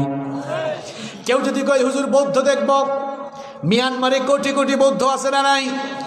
কেউ যদি বলে হুজুর খ্রিস্টান দেখবো, আমি বলবো আমেরিকা, ইংল্যান্ডে যান। কেউ যদি বলে হুজুর ইহুদি দেখবো, আমি বলবো ইসরায়েলে যান। কেউ যদি আবার প্রশ্ন করে বলে হুজুর মুনাফিক দেখবো, কোন দেশে যাব? উত্তর হয় নাই। নো, এখনো হয় নাই। ইয়েস, মুনাফিক যদি আপনি দেখতে চান, মুসলমানের সমাজে, মুসলমানের দেশ আপনাকে ভিজিট করা লাগবে। সেখানে গিয়ে দেখবেন মুসলমানের বেশ ধরে, মুসলমানের নাম নিয়ে অনেক মানুষ সুযোগ পাইলেই ইসলাম জবাই করে। মুনাফিকের প্রসঙ্গ এখানে কেন টেনে নিয়ে আসলাম? আমি বলেছিলাম মিথ্যা বলার কুফল হলো দুইটা। এক নাম্বার, মিথ্যা বললে মানুষের জবানটা নাপাক হয়ে যায়। দুই নাম্বার, মিথ্যা বললে মানুষ কি হয়ে যায়? আরো যেরকম। এখন মুনাফিক আপনি চিনবেন কেমনে? মুনাফিকের কিছু খাসলত আছে যেগুলোর ব্যাপারে বর্ণনা দিয়েছেন আল্লাহ এবং আমাদের প্রিয় নবী মুহাম্মদ। পড়েন সাল্লাল্লাহু। মুনাফিকের বেশ কিছু খাসলত কোরআন হাদিসে এসেছে। তার মধ্যে মুনাফিকের একটি খাসলত হলো সূরা মুনাফিকুনের প্রথম আয়াতে আল্লাহ বলেছেন এরা মিথ্যা বলে, ইন্নাল মুনাফিকিনা লাকাদিবুন। মুনাফিকরা মিথ্যাবাদী। আবার নবীজি বললেন ইদা হাদ্দাসা কাযাবা। মুনাফিকের স্বভাব হলো যখন কথা বলে কথায় কথায় মিথ্যা বলে। এই তোমরা তেল হয়ে গেছে নি বেশি কি হইল বউ হ্যাঁ জামাত নাই আওয়াত আলহামদুলিল্লাহ ইয়ার কমিটিতে আমি আগেও কইছি যে শেষে যে আলোচনা করবা এদের 9টা 2টা লেবালা আর না ফেসা পড়বে কিতা দিয়ে আটকাইবা আপনি ঠিক নেই তো বেশি রাত মাহফিল করা ঠিক না এখন বই গেছি শেষে তো করা লাগবো আপনারা কি রাগ করছেন কষ্ট হচ্ছে আপনাদের মিথ্যা কি দিয়ে মানুষ বলে মিথ্যা বলছেন না আপনি আসেন কমলগঞ্জে ফোন আসছে কিরে কই আমি শায়েস্তাগঞ্জ আসে না নাই আবার আমাদের ঘরের মধ্যে ওখানে মিথ্যার প্র্যাকটিস হয় এক বাবা ঘরে এসছে আসার পরে দেখলো তার ছেলে খাতার মধ্যে কি জানি লিখে ডাক দিয়ে কই বাবারে খাতায় কি লিখো দেখি তোমার হাতের লেখা কেমন খাতা হাতে নিয়ে দেখে হায় হায় হাতের লেখা ইসার ট্যাং বগির ট্যাং কয় তোমার আব্বুর হাতের লেখা এত সুন্দর তোমার হাতের লেখা এমন কেন আব্বু তোমাকে লিখে দেই তারপর দেখে দেখে তুমি ট্রাই করো এবার বাবা ছেলের হাত থেকে খাতা নিয়ে খাতায় লিখেছে সত্য মানুষকে মুক্তি দেয় মিথ্যা মানুষকে ধ্বংস করে হ্যান্ডরাইটিং গুড খুব ভালো তারপরে ছেলেকে খাতা হাতে দিয়ে বলল বাবা টেবিলে গিয়ে বসো আর আমার হাতের লেখা দেখে দেখে তুমি প্র্যাকটিস করো ছেলে এবার টেবিলে বসে ঠিকই প্র্যাকটিস করছে কিছুক্ষণ পর কলিং বেজে উঠলো এবার বাবা দরজার ফাঁক দিয়ে দেখে হায় হায় পাশের বাড়ির আব্দুল সালাম ভাই টাকা পায় 10,000 যদি কোন কয় হাজার এখন ছেলেকে ডাক দিয়ে বললো আব্বু যাও দরজাটা খুলে তোমার আঙ্কেলকে বলো আব্বু বাসায় নাই আব্বু কোথায় নাই ছেলেও আবার খুব পাকনা ছেলে বলে আব্বু খাতায় তো লিখে দিলেন সত্য মানুষকে মুক্তি দেয় মিথ্যা মানুষকে ধ্বংস করে এখন আপনি নিজেই আমাকে কেন আবার মিথ্যার চর্চা করাচ্ছেন বাবা ডাক দিয়ে বলে বাবারে বাবা ছেলেকে ডেকে বললো বাবারে খাতার লেখা খাতায় থাকুক এখন তুই আমায় আগে আমার এটা বলে নাজাত দে কি বললেন এরকম আছে না নাই মিথ্যাবাদী হয়ে গিয়েছেন নিজে নিজের সন্তানকেও মিথ্যাবাদী বানাচ্ছেন মিথ্যা বলে আপনি আপনার জবানের হক নষ্ট করে ফেলছেন মিথ্যা বলে আপনি নিজেকে মুনাফিকের কাতারে শামিল করিয়ে দিচ্ছেন এই যে করোনা ভাইরাস 2 বছর ধরে চলে এই করোনা ভাইরাসের চাইতে মারাত্মক ভাইরাস হলো এই মুনাফিকি ভাইরাস আপনি বলবেন হুজুর এটা কেমন কথা বললেন করোনা ভাইরাস নিয়ে কেউ যদি দুনিয়া থেকে চলে যায় সে জাহান্নামে যাবে এমন কথা দুনিয়ার কেউ বলতে পারবে কিন্তু মুনাফিকের ভাইরাস দুনিয়ার সবচাইতে মারাত্মক ভাইরাস এই ভাইরাসে এই রোগে আক্রান্ত হয়ে মরবে যারা জাহান্নামের আগুনে পড়বে তারা এইজন্য আল্লাহ কোরআনে সাফ জানিয়ে দিয়েছেন বাশশিরিল মুনাফিকিনা বিআন্না লাহুম আযাবান আলীমা নবী গো মুনাফিকগুলোকে জাহান্নামের আযাবের সুসংবাদ দেন তাহলে জবানের হক 1 নাম্বার নষ্ট হয় কি বললে আরো জোরে বলেন কি বললে মিথ্যা আজকে থেকে আমরা বলবো কারা কারা আজকে থেকে আরো বেশি মিথ্যা বলবেন হাত তুলেন মাশাআল্লাহ মনোযোগ আছে সত্য কথা বলতে পারবেন তো ইনশাআল্লাহ সত্য বলবেন আল্লাহ আমাদেরকে সত্যবাদী হিসাবে কবুল করেন আমিন আমার যুবক ভাইরা খবরদার মিথ্যা বলো না এই জবান দিয়ে অশ্লীল গান গাইও না এই জবান আল্লাহ দিয়েছেন গান গাওয়ার জন্য নয় এই জবান আল্লাহ দিয়েছেন কোরআনের তেলাওয়াত করার জন্য গান যদি গাইতেই মন চায় আল্লাহর নামে গান গাও রাসূলের নামে গান গাও কোনো অসুবিধা তোমার নামে যদি গান গাওয়া হয় গান সুন্দর হয় তোমার নামে যদি গান গাওয়া হয় গান সুন্দর হয় কার নামে কার নামে তোমার সৃষ্টি পানে যদি চাওয়া হয় চোখ সুন্দর হয় তোমার নামে যদি গান গাওয়া হয় গান সুন্দর হয় ঠিক কি না আমার যুবক ভাইদেরকে বলবো খবরদার এই জবান দিয়ে নাপাক গান যেন বের না হয় আল্লাহর কালামের তেলাওয়াত করো এই জবান দিয়ে গান গাইতে মন চাইলে আল্লাহর নামে গাও রাসূলের নামে গাও তাহলে জবানটা হেফাজতে থাকবে আর জবানের জিম্মাদার হবে যারা কিয়ামতের দিন তাদের জন্য নবী করিম সাল্লাল্লাহু আলাইহি ওয়াসাল্লাম জান্নাতের জিম্মাদার হবেন সুবহানাল্লাহ 2 নাম্বার মানুষ দেখেন তার জবানের হক নষ্ট করছে এই জবান দিয়ে মানুষকে গালিগালাজ করে আসে না নাই নবীজি বলেছেন যারা মানুষকে অশ্লীল ভাষায় গালিগালাজ করে এই লোকগুলো আস্তে আস্তে করে ফাসেক হয়ে যায়। গালিগালাজ করে একজন মুমিনের স্বভাব হতে পারে না। আমাদের মধ্যে কিছু ভাইয়েরা আছেন সারাদিন এই মুখ দিয়ে মানুষকে গালিগালাজ করে আবার গর্ব করে বলে অমুক রাজ একদম পিষা ফেলছি, দিছি রে ভাই গালি। বলেন তো উপরের দিকে থুতু ফেললে মানুষের উপর পড়ে না নিজের উপর পড়ে? আরেকটু জোরে কন। উপরের দিকে থুতু ছুড়লে যেমন সেটা নিজের উপরে পড়ে। নবীজি বলেছেন কেউ যখন কাউকে গালি দেয় সে মনে করে গালিটা মনে হয় তাকে দিয়েছে, বেকুব জানে না যখন সে গালি দেয় গালিটা তার উপরেই বর্তায়। তাহলে গালি দেওয়া ভালো না খারাপ? গালি দিলে কিসের হক নষ্ট হয়? আরো জোরে বলেন। এই জন্য খবরদার গালিগালাজ করবেন না, জবানটাকে হেফাজত করেন। 3 নম্বরে এই জবান দিয়ে মানুষ মানুষের গীবত করে আছে না নাই? গীবত করেন তো অভাব নাই। দেখা যায় বিশেষ করে চায়ের টঙের দোকানগুলো গীবতের সবচেয়ে বড় আড্ডাখানা। এই জন্য আমি বলি আমাদের বাংলাদেশের পার্লামেন্ট হলো 2টা, একটা হলো সেই ন্যাশনাল পার্লামেন্ট ঢাকায়, আরেকটা হলো আমাদের এলাকার চায়ের দোকান। ওখানে চায়ের দোকানদার স্পিকারের ভূমিকায়, আর চা খাইতে যারা আছে এরা সাংসদের ভূমিকায়। চা খায় আর মানুষের নামে গীবত করে আছে না নাই? খবরদার আমার ভাইয়েরা গীবত করবেন না। আল্লাহ কোরআনে বলেছেন ওয়ালা ইয়াগতাব বা'দুকুম বা'দা, কারো গীবত করো না। আল্লাহ বলেছেন তোমাদের কেউ কি তার মরা ভাইয়ের গোশত খাওয়া পছন্দ করে নাকি? অর্থাৎ যেই ব্যক্তি গীবত করে সে যেন তার মরা ভাইয়ের গোশত খায়। এই জন্য গীবত করা যাবে, এই জবানটাকে হেফাজতে রাখতে হবে। নাম্বার 4 নাম্বার হলো এই জবান দিয়ে মানুষ দ্বিমুখী কথা বলে। দ্বিমুখী কথা বলে, এক এক সময় এক এক কথা বলে। বিশেষ করে এটাও হলো মুনাফিকের আলামত। সে বলে একটা করে আরেকটা, অথবা দুমুখী সাপের মতো হয়, যেদিকে বৃষ্টি ওই দিকে তার ছাতা ধরে, এরকম আছে না নাই? এক এক সময় এক এক কথা বলে। মসজিদে গিয়ে টুপি লাগাইয়া তারপরে দেখা যায় আল্লাহ আল্লাহ জপে, আবার গানের কনসার্টেও তারে পাওয়া যায়, আছে না নাই?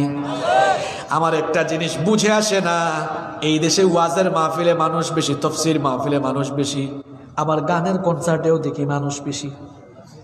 16ই ডিসেম্বর আমি একজনকে প্রশ্ন করলাম, ভাই এখানেও মানুষ ওইখানেও মানুষ, ঘটনাকে কয় হুজুর এক মানুষ 2 জায়গায় যায়, আছে না নাই? লাগবে না, এগুলো নিয়ে যা, লাগবে না। এই যে এদিকেও থাকে ওইদিকেও থাকে, এরা লক্ষণ ভালো না, লক্ষণটা মুনাফিকি লক্ষণ। অনেক মানুষ আছে দেখবেন ওয়াজ মাহফিল তাফসীর মাহফিলের আয়োজন হলে একেবারে হুজুরের পাশে বসে, আবার গানের কনসার্টের আয়োজন হলে ওখানেও গিয়ে দেখা যায় চেয়ার দখল করে বসে। এই খাসলত গুলো ইমানদারের নয়, খাসলত গুলো মুনাফিকের। খাসলত টাকার। আরেকটু জোরে বলেন। এটা মনে হয় কোরআনে নাই।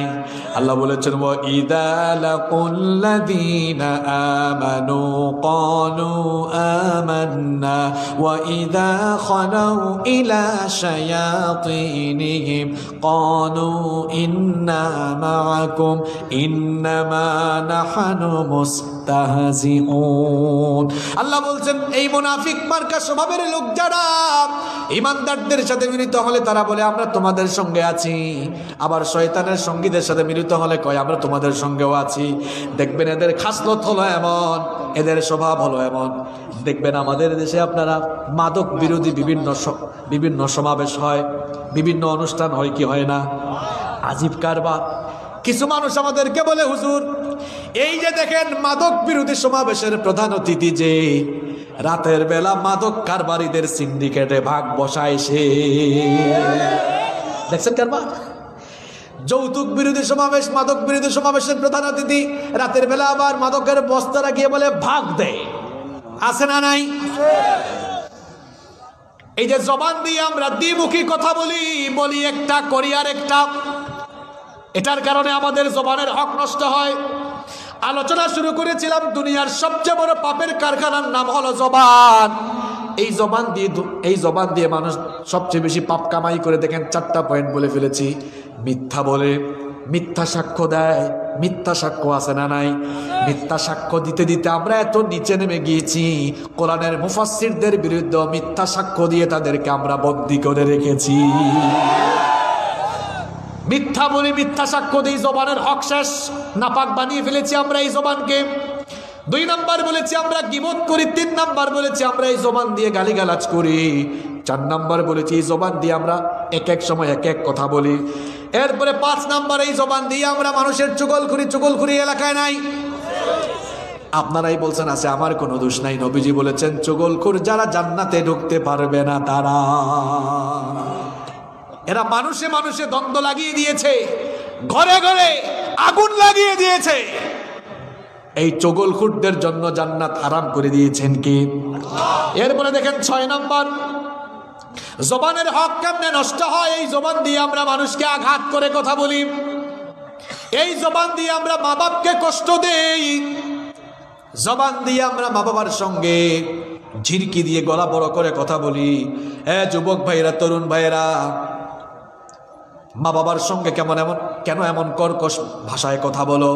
আল্লাহ তো শিখিয়েছেন ওয়াকুল লাহুমা কওলান কারীমা।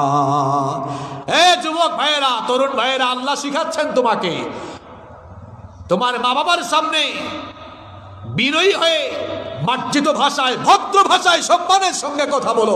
অর্ডার টাকা আরো আসতে বলেন।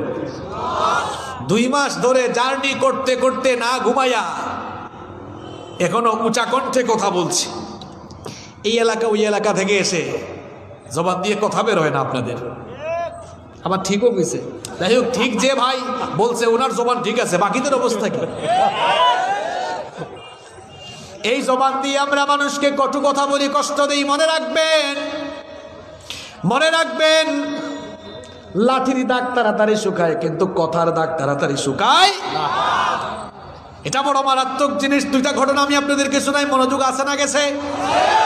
নবীজি সাহাবীদেরকে নিয়ে বসে আছেন, এক মহিলার লাশ যাচ্ছে। সাহাবীরা বললেন, ওগো আল্লাহর নবী, এই মহিলা বড় নামাজি ছিল, খুব রোজাদার ছিল, যাকাত দিত, অনেক বেশি দান খয়রাত করত, মহিলা অনেক ইবাদত গুজার ছিল, কিন্তু এই মহিলার জবান তার প্রতিবেশীকে কষ্ট দিত, অর্থাৎ মহিলা তার জবান দিয়ে তার আশপাশের মানুষগুলিকে সবসময় কষ্ট দিত।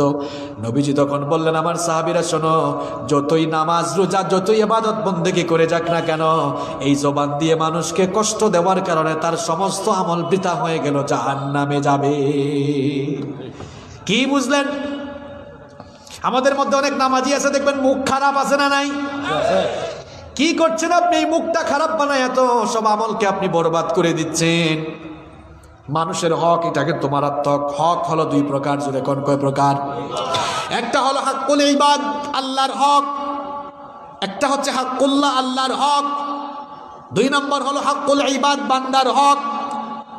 মনে করেন আপনি নামাজ আদায় করেছেন, নামাজে ভুল ভ্রান্তি করেছেন, বা আল্লাহর কোনো ইবাদত আদায় করতে গিয়ে ভুল ভ্রান্তি করে ফেলেছেন, এই হকটা কার? আল্লাহর কাছে মাফ চাইলে আল্লাহ মাফ করে দিতেও পারেন। কিন্তু আপনি যে মানুষের হক নষ্ট করেছেন, গালিগালাজ করেছেন, গীবত করেছেন, চুগলখুরি করেছেন, আপনি যে মানুষের জায়গা জমি দখল করে নিয়েছেন, চাঁদাবাজি টেন্ডারবাজি করেছেন, আপনি যে জনগণের মাল হরণ করে ফেলেছেন, আত্মসাৎ করে ফেলেছেন, এটা কিন্তু আল্লাহর হক না, বান্দার। আরেকটা হাদিস আমার মনে পড়ে গেল, বলবো আমি। নবীজি একদিন সাহাবীদেরকে বললেন, আতাদরুনা মাল মুফলিস, আমার সাহাবীরা তোমরা কি জানো না কি মুফলিস কে? মুফলিস আরবি শব্দ মানে হচ্ছে অসহায়। নবীজি বললেন, সাহাবীরা বলো তো সবচাইতে অসহায় কে? এই প্রশ্ন আপনাদেরকে করলে আপনারা কি বলবেন? হুজুর, যার টাকা নাই, পয়সা নাই, অর্থ নাই, বিত্ত নাই, সম্পদ নাই, ঘর নাই, বাড়ি নাই, সে অসহায়। সাহাবীরাও বললেন, ইন্নাল মুফলিসা ফিনা লা দিরহাম লাহু ওয়ালা মাতা, আমাদের মধ্যে যার টাকা পয়সা নাই, অর্থবিত্ত, দিরহাম নাই, সেই হলো সবচেয়ে অসহায়। নবীজি বললেন, উত্তর ভুল। আমার উম্মতের মধ্যে সবচেয়ে অসহায় হলো ওই মানুষ, কিয়ামতের দিন অনেক আমল নিয়ে হাসরের মাঠে উঠবে, কিন্তু মানুষের হক নষ্ট করার কারণে সেই মজলুম মানুষগুলোকে আল্লাহ ডাকবেন, ডেকে বলবেন, এই হক নষ্টকারী লোকটার বিরুদ্ধে আজ তোমরা কি অভিযোগ দিতে চাও? মজলুম মানুষগুলো বলবে, ওগো আল্লাহ, হাসরের মাঠে তো নেকি ছাড়া কোনো কিছু দিয়ে লেনদেন হবে না, এই লোকটা আমাদের হক যে নষ্ট করেছে তার আমলের খাতা থেকে এই জন্য আমাদেরকে সওয়াব আমাদেরকে বন্টন করে দেন। নবীজি বলেছেন, এই লোকটার আমলের খাতা থেকে সেই মজলুম লোকদেরকে আমল দিতে দিতে দেখা যাবে আরো শর্ট পড়ে যাবে। নবীজি বলছেন, এত আমলের ভান্ডার নিয়ে কিয়ামতের দিন হাজির হয়ে মানুষের হক নষ্ট করার কারণে মানুষকে দিতে দিতে যার আমলের খাতা শেষ হয়ে যায়, সেই হলো আমার উম্মতের সবচেয়ে বড় অসহায়। বুঝলে বুঝবাতা, না বুঝলে তেজবাতা। বহুত গুরুত্বপূর্ণ কথা বলছি। কিন্তু অনেক আমলদার মানুষ কিয়ামতের দিন আমল নিয়ে উঠে নিঃস্ব হয়ে যাবে, তার কাছে কোনো আমল থাকবে না, জাহান্নামে যাবে। মানুষের হকটা বড় মারাত্মক জিনিস। মানুষের হক নষ্ট করে তাওবা করলেও তাওবা কবুল হবে না ততক্ষণ, মানুষের হক ফিরিয়ে দিবেন না যতক্ষণ, অথবা তার কাছে মাফ চাইবেন না যতক্ষণ। খুব মারাত্মক জিনিস এটা। এই যে জবান দিয়ে আপনি মানুষের হক নষ্ট করেন, একটা ঘটনা তো শোনাই ফেলছি, আরেকটা ঘটনা শোনাই। নবীজি সাহাবীদেরকে নিয়ে বসা ওই মজলিসে কিছুক্ষণ পরে আরেক মহিলার লাশ গেল। সাহাবীরা বললেন, নবী গো, এই মহিলা বেশি নামাজি ছিল না, খুব একটা আমলদার ছিল না, বেশি ইবাদত বন্দেগী করে নাই, কিন্তু মহিলার জবানটা পবিত্র ছিল। তার এই জবান দিয়ে কোনোদিন কোনো মানুষকে কষ্ট দেয় নাই, প্রতিবেশীকে কষ্ট দেয় নাই, আত্মীয় স্বজনকে কষ্ট দেয় নাই। নবীজি বললেন, জবানের এই হেফাজতের কারণে ওই মহিলা জান্নাতি হয়ে যাবে। আমরা সবাই আল্লাহর জান্নাত চাই কি চাই না? এই জন্য জবানটাকে হেফাজত করার দরকার আছে না নাই? এই জবান দিয়ে আমরা শোনা কথা বলে বেড়াই, আছে না নাই? এই রোগ কিন্তু আমাদের বাঙালিদের মধ্যে অনেক বেশি। শোনা মাত্রই যাচাই বাছাই না করে তারপরে প্রচার করে বেড়ায়। দেখবেন ফেসবুকের মধ্যে এমন কাজ কারবার বেশি হয়, মানুষ মরার আগে তারে হাজার হাজার বার মেরে ফেলে। এই যে এরশাদ সাহেব মারা গিয়েছে, এরশাদ কাক্কু মারা যাওয়ার আগে মানুষ যে কতবার তারে মারছে ফেসবুকে, আল্লাহ, ঠিক না ঠিক? নবীজি বলেছেন, একজন মানুষ মিথ্যাবাদী হওয়ার জন্য এতটুকু যথেষ্ট, যা শুনে যাচাই বাছাই না করে তা বলে বেড়ায়, আছে না নাই? এই যে শোনা কথা বলে বেড়ানো, জবান দিয়ে পাপ কামানো না নেক কামানো? আরেকটু জোরে কন। তাহলে শোনা কথা বলে বেড়ানো যাবে। আবার দেখবেন অনেকে জবান দিয়ে মানুষকে টিটকারি মারে। অবশ্যই এই রোগ আমাদের সিলেটে নাই, আছে মানে? আল্লাহ সাবধান করে বলেছেন সূরা হুজুরাতের 11 নম্বর আয়াত, ইয়া আইয়ুহাল্লাযীনা আমানু লা ইয়াসখার কওমুম মিন কওমিন আসা আন ইয়াকুনু খায়রাম মিনহুম ওয়ালা নিসাউম মিন নিসাইন আসা আন ইয়াকুননা খায়রাম মিনহুন্না। আল্লাহ তাআলা বলছেন, হে ঈমানদারেরা, খবরদার কাউকে নিয়ে ঠাট্টা উপহাস করো না। আমরা ঠাট্টা উপহাস কেমনে করি দেখেন, একটা লোক মোটা বলে কিরে মটকা, আছে না নাই? এই যে আপনারা হাসলেন, এটা হাসার কথা না রে ভাই। এই যে মটকা বলে জবান দিয়া নেক কামালেন না পাপ কামালেন? এগুলোকে আপনি তুচ্ছ তাচ্ছিল্য বিষয় মনে কইরেন না। টাকলুরে টাকলু বলে এক দৃষ্টিতে ঠিকও আছে, কারণ আবু জাহালের নাম কিন্তু আবু জাহাল নাবাল হাকেম, এর কুকর্মের কারণে তার নাম হয়েছে আবু জাহেল। যেন ইসলাম বিরোধীদেরকে বলা যায় কোনো অসুবিধা নাই, কারণ এগুলার নামও দিয়েছেন কে? আল্লাহ। তো আবু জাহেল নাম কোনো মানুষের নাই, দিয়েছে কে? আল্লাহ। এরপরে আরেক লোক চিকন আমরা বলি কিরে চিকনা, আবার আমরা অনেক সময় ঠাট্টা করে বলি কিরে আবুল, হে আবুল, কিরে মফিজ, কিরে রোহিঙ্গা, আছে না নাই? কথা বলেন, আছে না নাই? আবার আমরা সিলেটি মানুষ অনেক সময় নন সিলেটিদেরকে আবাদি বলে ফেলি। এটা না বলাটাই ভালো, কারণ এটা বললে মানুষকে ছোট করা হয়। এটা আমরা বলবো না, ইনশাআল্লাহ। পারবেন তো?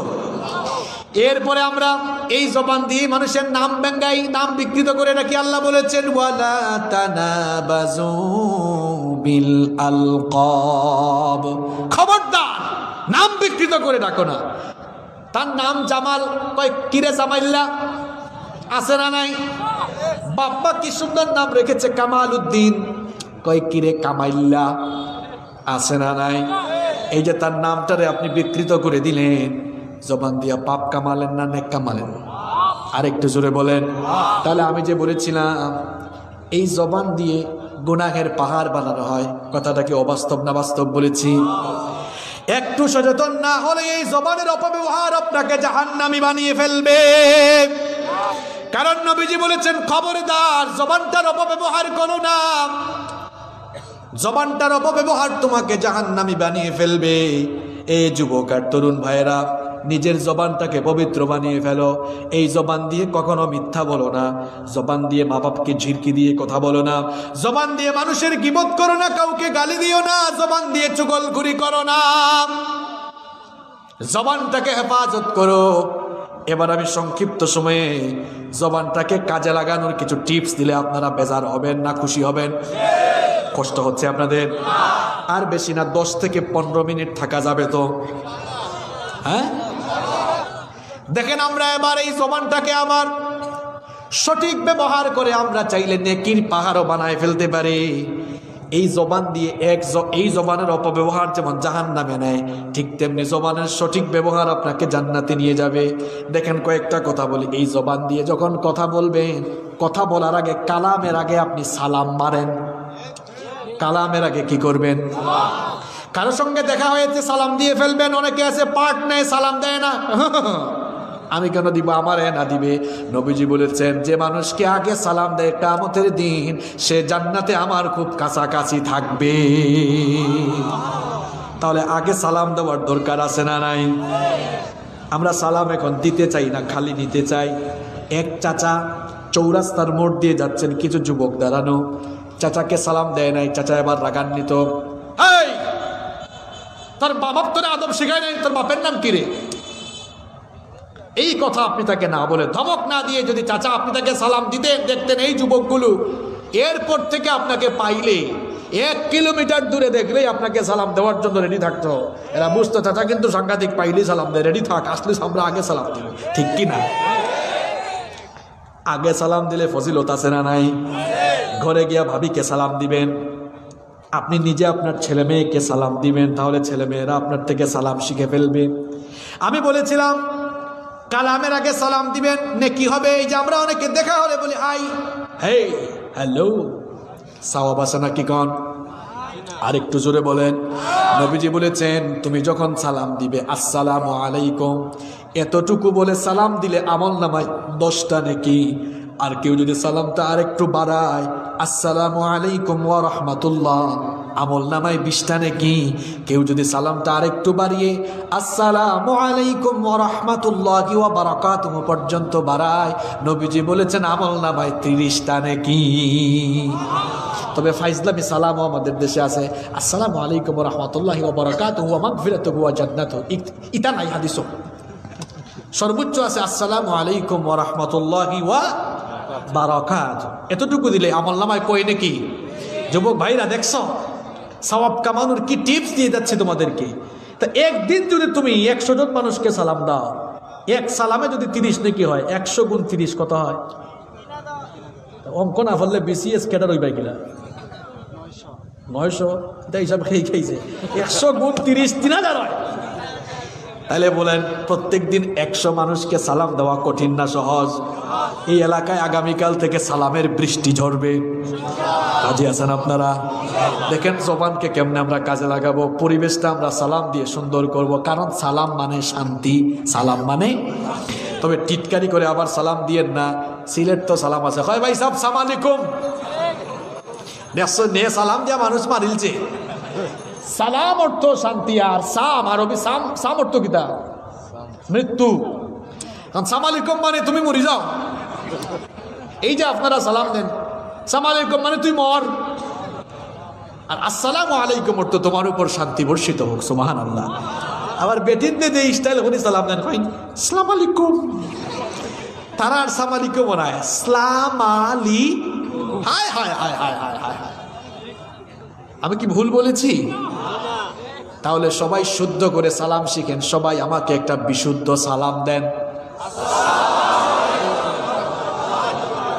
ওয়ালাইকুম আসসালাম ওয়া রাহমাতুল্লাহি ওয়া বারাকাতুহু।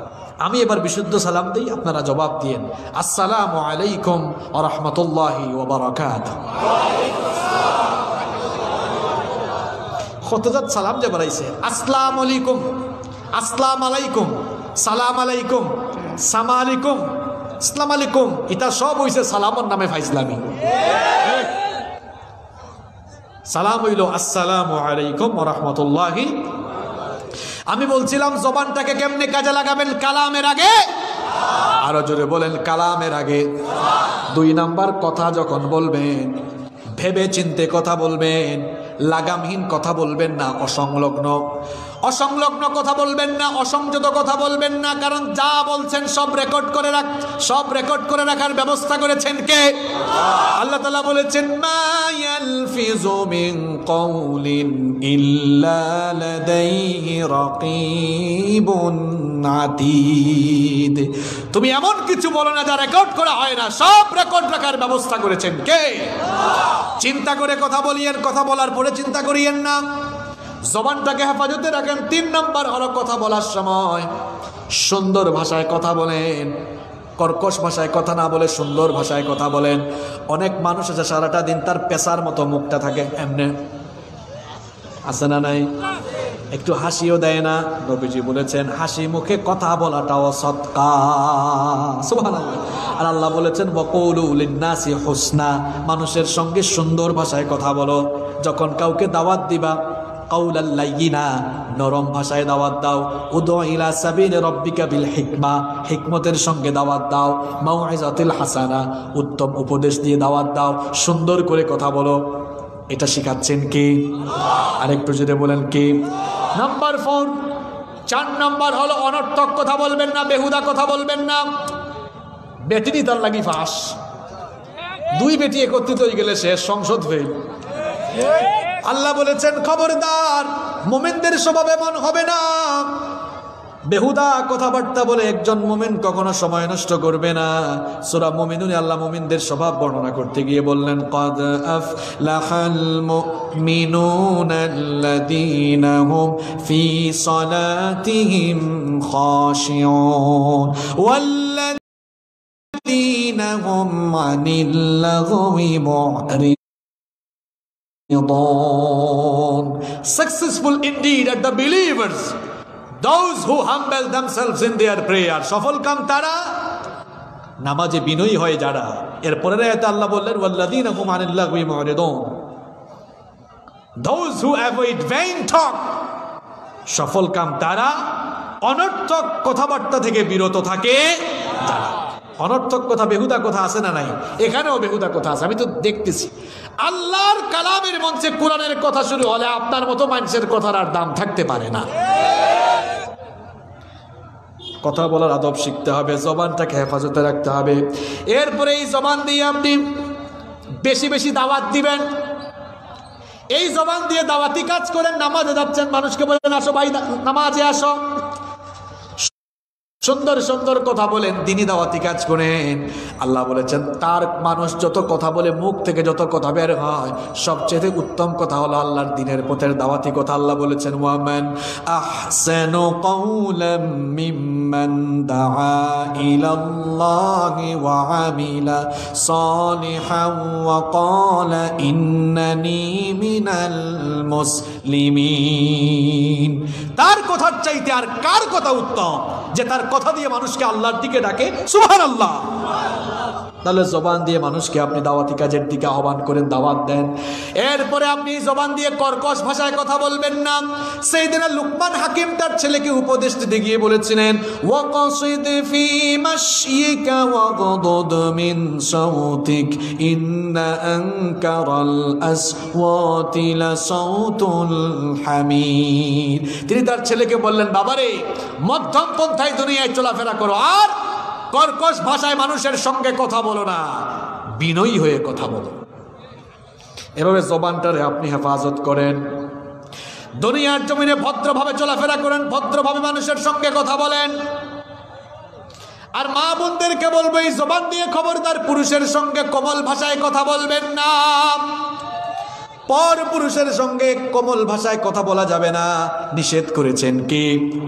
কারণ কথার আরেক নাম হলো লতা। লতা আপনারা খাইননি? কথার নাম হচ্ছে লতা, বললে শুধু বাড়তেই থাকে। এই জন্য মা বোনদেরকে বলবো খবরদার পর পুরুষের সঙ্গে, বেগানা পুরুষের সঙ্গে কথা বলা যাবে। আর আপনারা লাগে মনে হয় সার আছে, হ্যাঁ যুবক ভাইরা, বেগানা নারীর সঙ্গে, বেগানা মেয়ের সঙ্গে কথা বলা যাবে?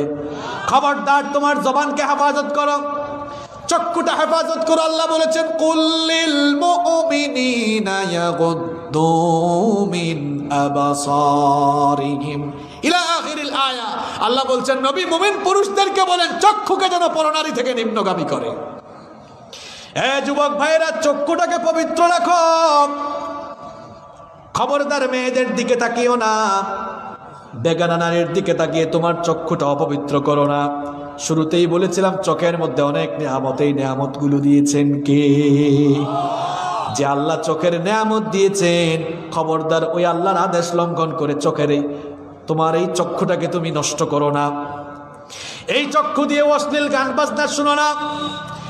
যুবক ভাইয়েরা, তরুণ ভাইয়েরা, রাতের বেলা যখন ঘুমাতে যাও, আব্বু আম্মু এক রুমে ঘুমায়, তুমি আলাদা রুমে ঘুমিয়েছো, বাসার মধ্যে ওয়াইফাই আছে, তোমার হাতে স্মার্টফোন আছে, দরজা লাগিয়ে দিয়েছো, স্মার্টফোন হাতে নিয়ে ইউটিউবে গিয়ে অশ্লীল ভিডিও দেখো, অশ্লীল গান সিনেমা তুমি দেখো, মনে করছো আব্বু আম্মু দেখে না, কেউ তো দেখে না।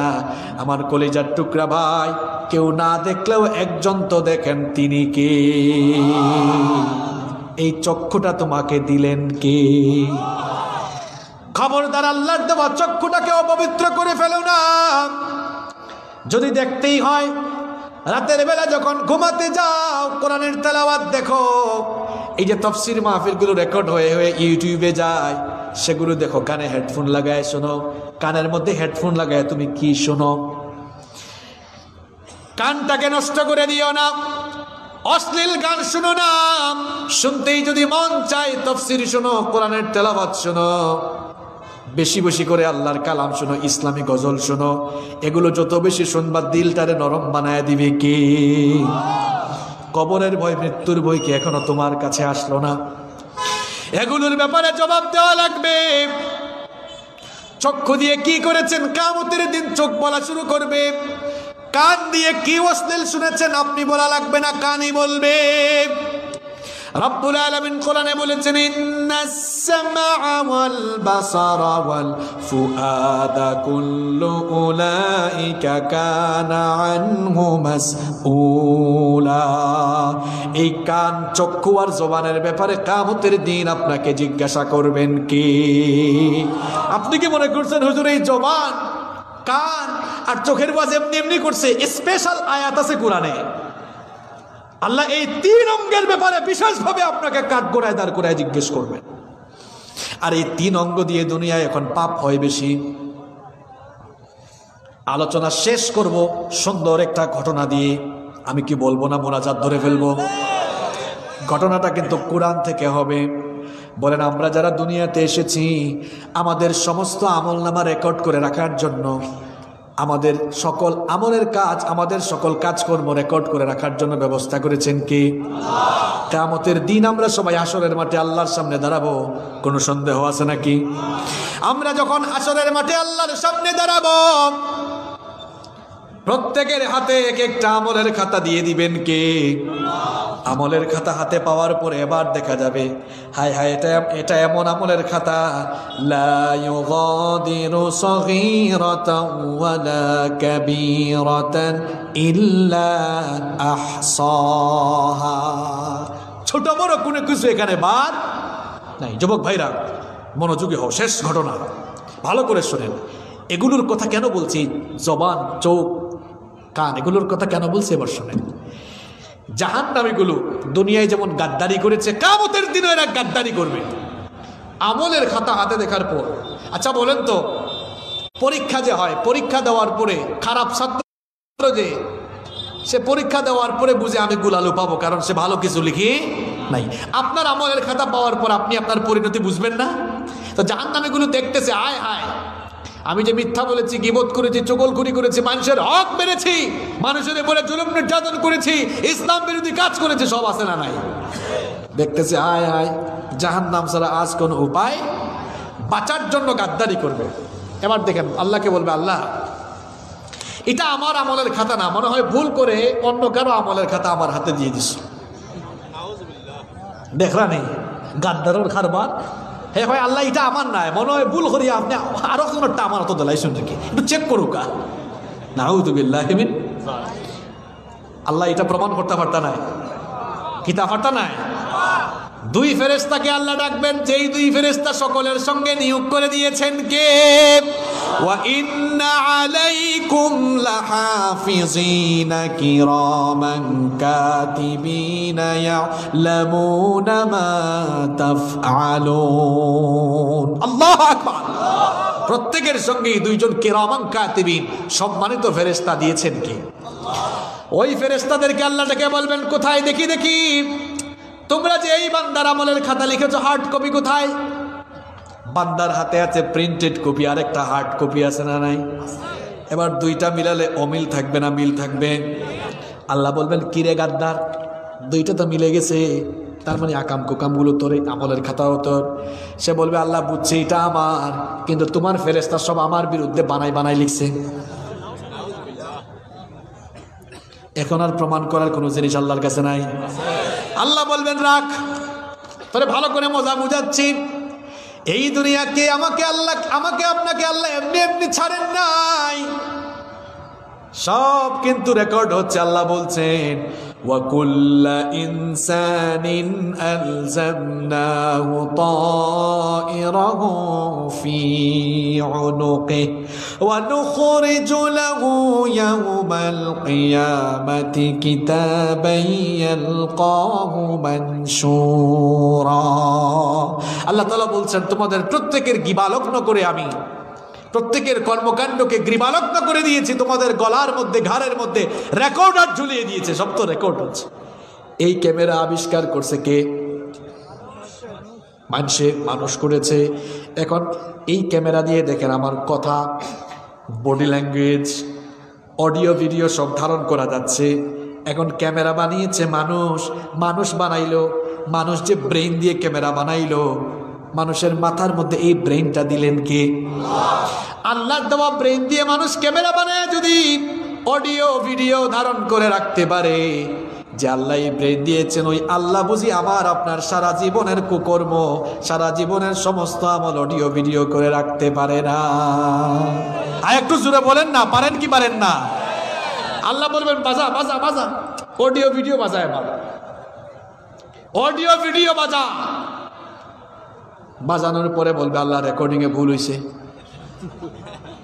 দেখছো নি কারবার এই যে রেকর্ড করা ইউটিউবার ভাই হলে তারা রেকর্ডের বাদে আমি যদি হই না এরা রেকর্ড ভুল এটা মানবানি আপনারা এই গাদ্দার গুলো বলবে আল্লাহ রেকর্ডিং ভুল ছিল এই যে জবান কান চোখ এগুলোর ওয়াজ কেন করলাম আল্লাহ বলবেন এই গাদ্দার বহু কথা বলেছে আল ইয়াউমা নাখতিমু আলা আফওয়াহিহিম ওয়া তুকাল্লিমুনা আইদিহিম ওয়া তাশহাদু আরজুলুহুম বিমা কানু ইয়াকসিবুন আল্লাহ বলবেন তোর জবান আমি বন্ধ করে দিলাম তোর হাত পা শরীরের যত অঙ্গ প্রত্যঙ্গ সব এখন কথা বলা শুরু করবে কোন জিনিস দিয়া কি করেছি আল্লাহু আকবার কি বাঁচতে পারবেন আপনি অন্য আয়াতে আল্লাহ বলেছেন চামড়ার জবানটাও কিয়ামতের দিন খুলে দিবেন কে আমার বাবারা আমার যুবক ভাইরা শুনেন ওয়াশরুমে ঢুকলে গোসলের সময় দামি দামি সাবান লাগান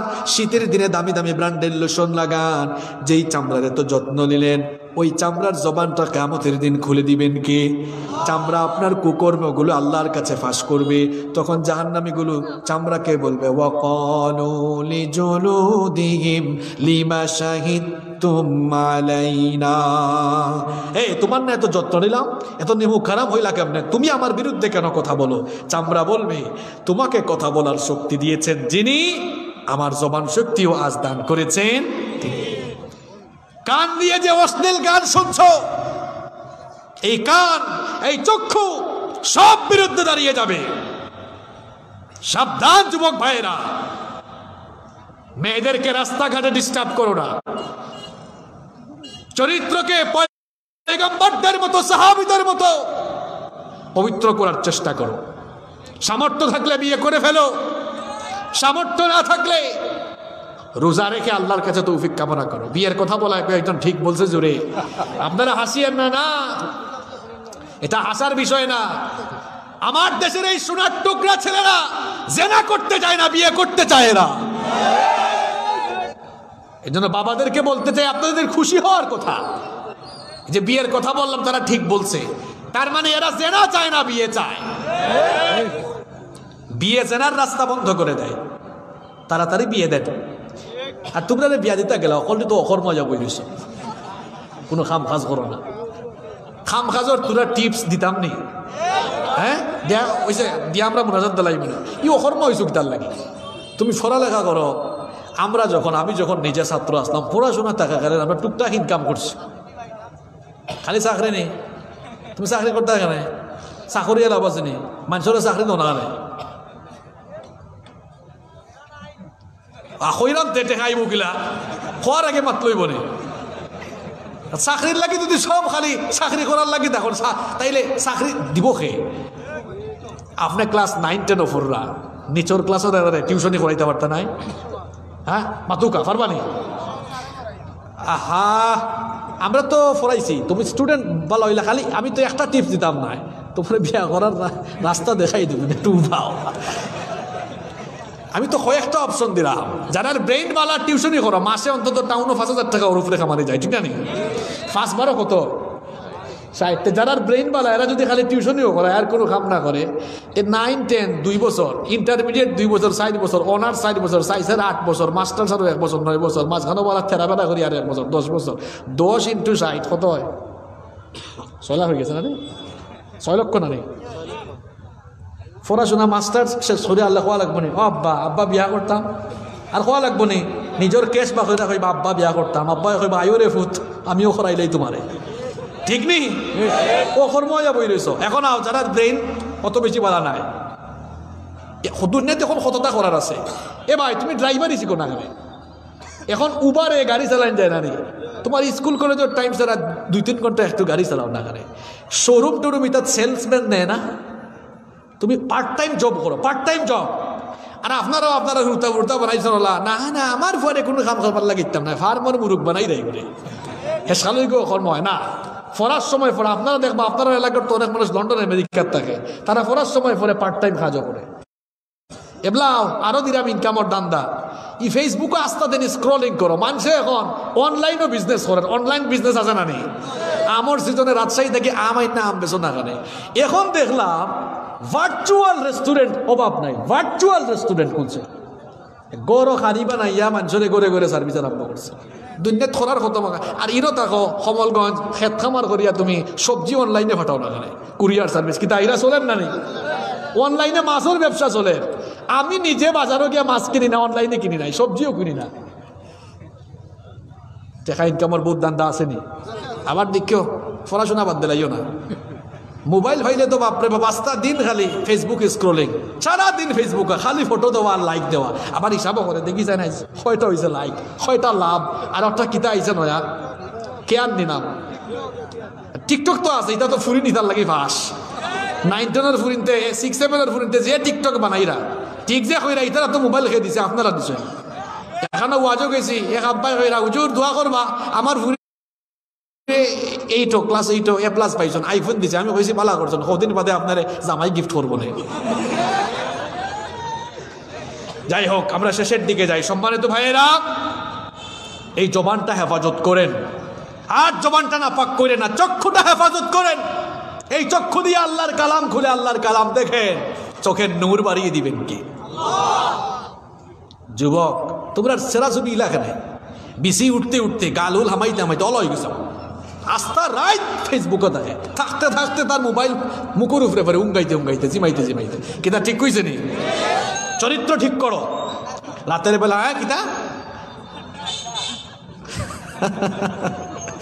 রাতের বেলা তাড়াতাড়ি ঘুমাতে যাও, আল্লাহর কালামটা চক্ষু দিয়ে দেখো, কানের হেফাজত করো, জবানের হেফাজত করো। এই 3টি জিনিসের কথা বললাম আমার সম্মানিত বাবারা, আমার প্রিয় যুবক তরুণ ভাইয়েরা। আসেন এই 3টা জিনিসকে আমরা কন্ট্রোল করে দেখবেন, অনেক গুনাহ থেকে আমরা বেঁচে থাকতে পারবো ইনশাআল্লাহ। আল্লাহ আমাদেরকে তৌফিক দান করেন। খবরদার কেউ উঠবেন না, কমিটির বক্তব্য না থাকলে আমি এখনই মোনাজাত দিয়ে দেব। মোনাজাত দিয়ে দিই, কিছু আছে আপনার কথাবার্তা আছে? মোনাজাত দিয়ে দিই।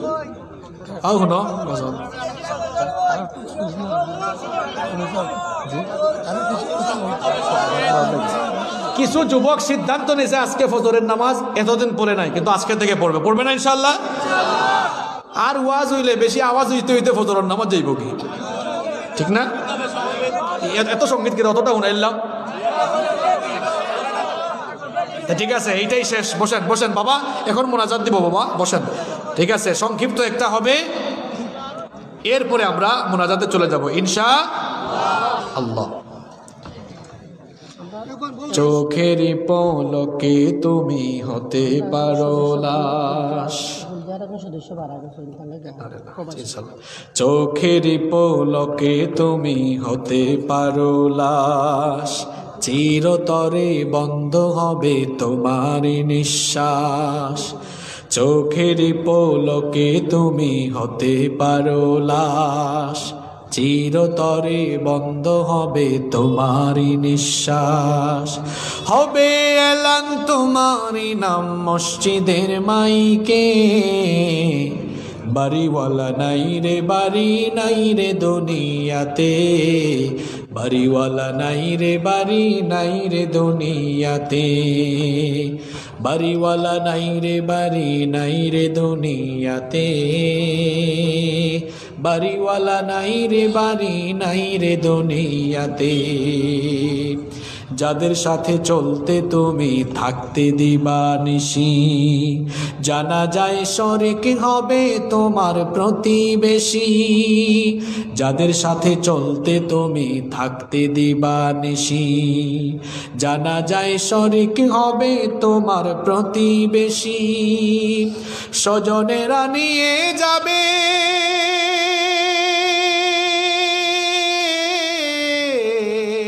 স্বজনেরা নিয়ে যাবে তোমাকে পালকিতে, বাড়িওয়ালা নাই রে বাড়ি নাই রে দুনিয়াতে, বাড়িওয়ালা নাই রে বাড়ি নাই রে দুনিয়াতে, বাড়িওয়ালা নাই রে বাড়ি নাই রে দুনিয়াতে, বাড়িওয়ালা নাই রে বাড়ি নাই রে দুনিয়া।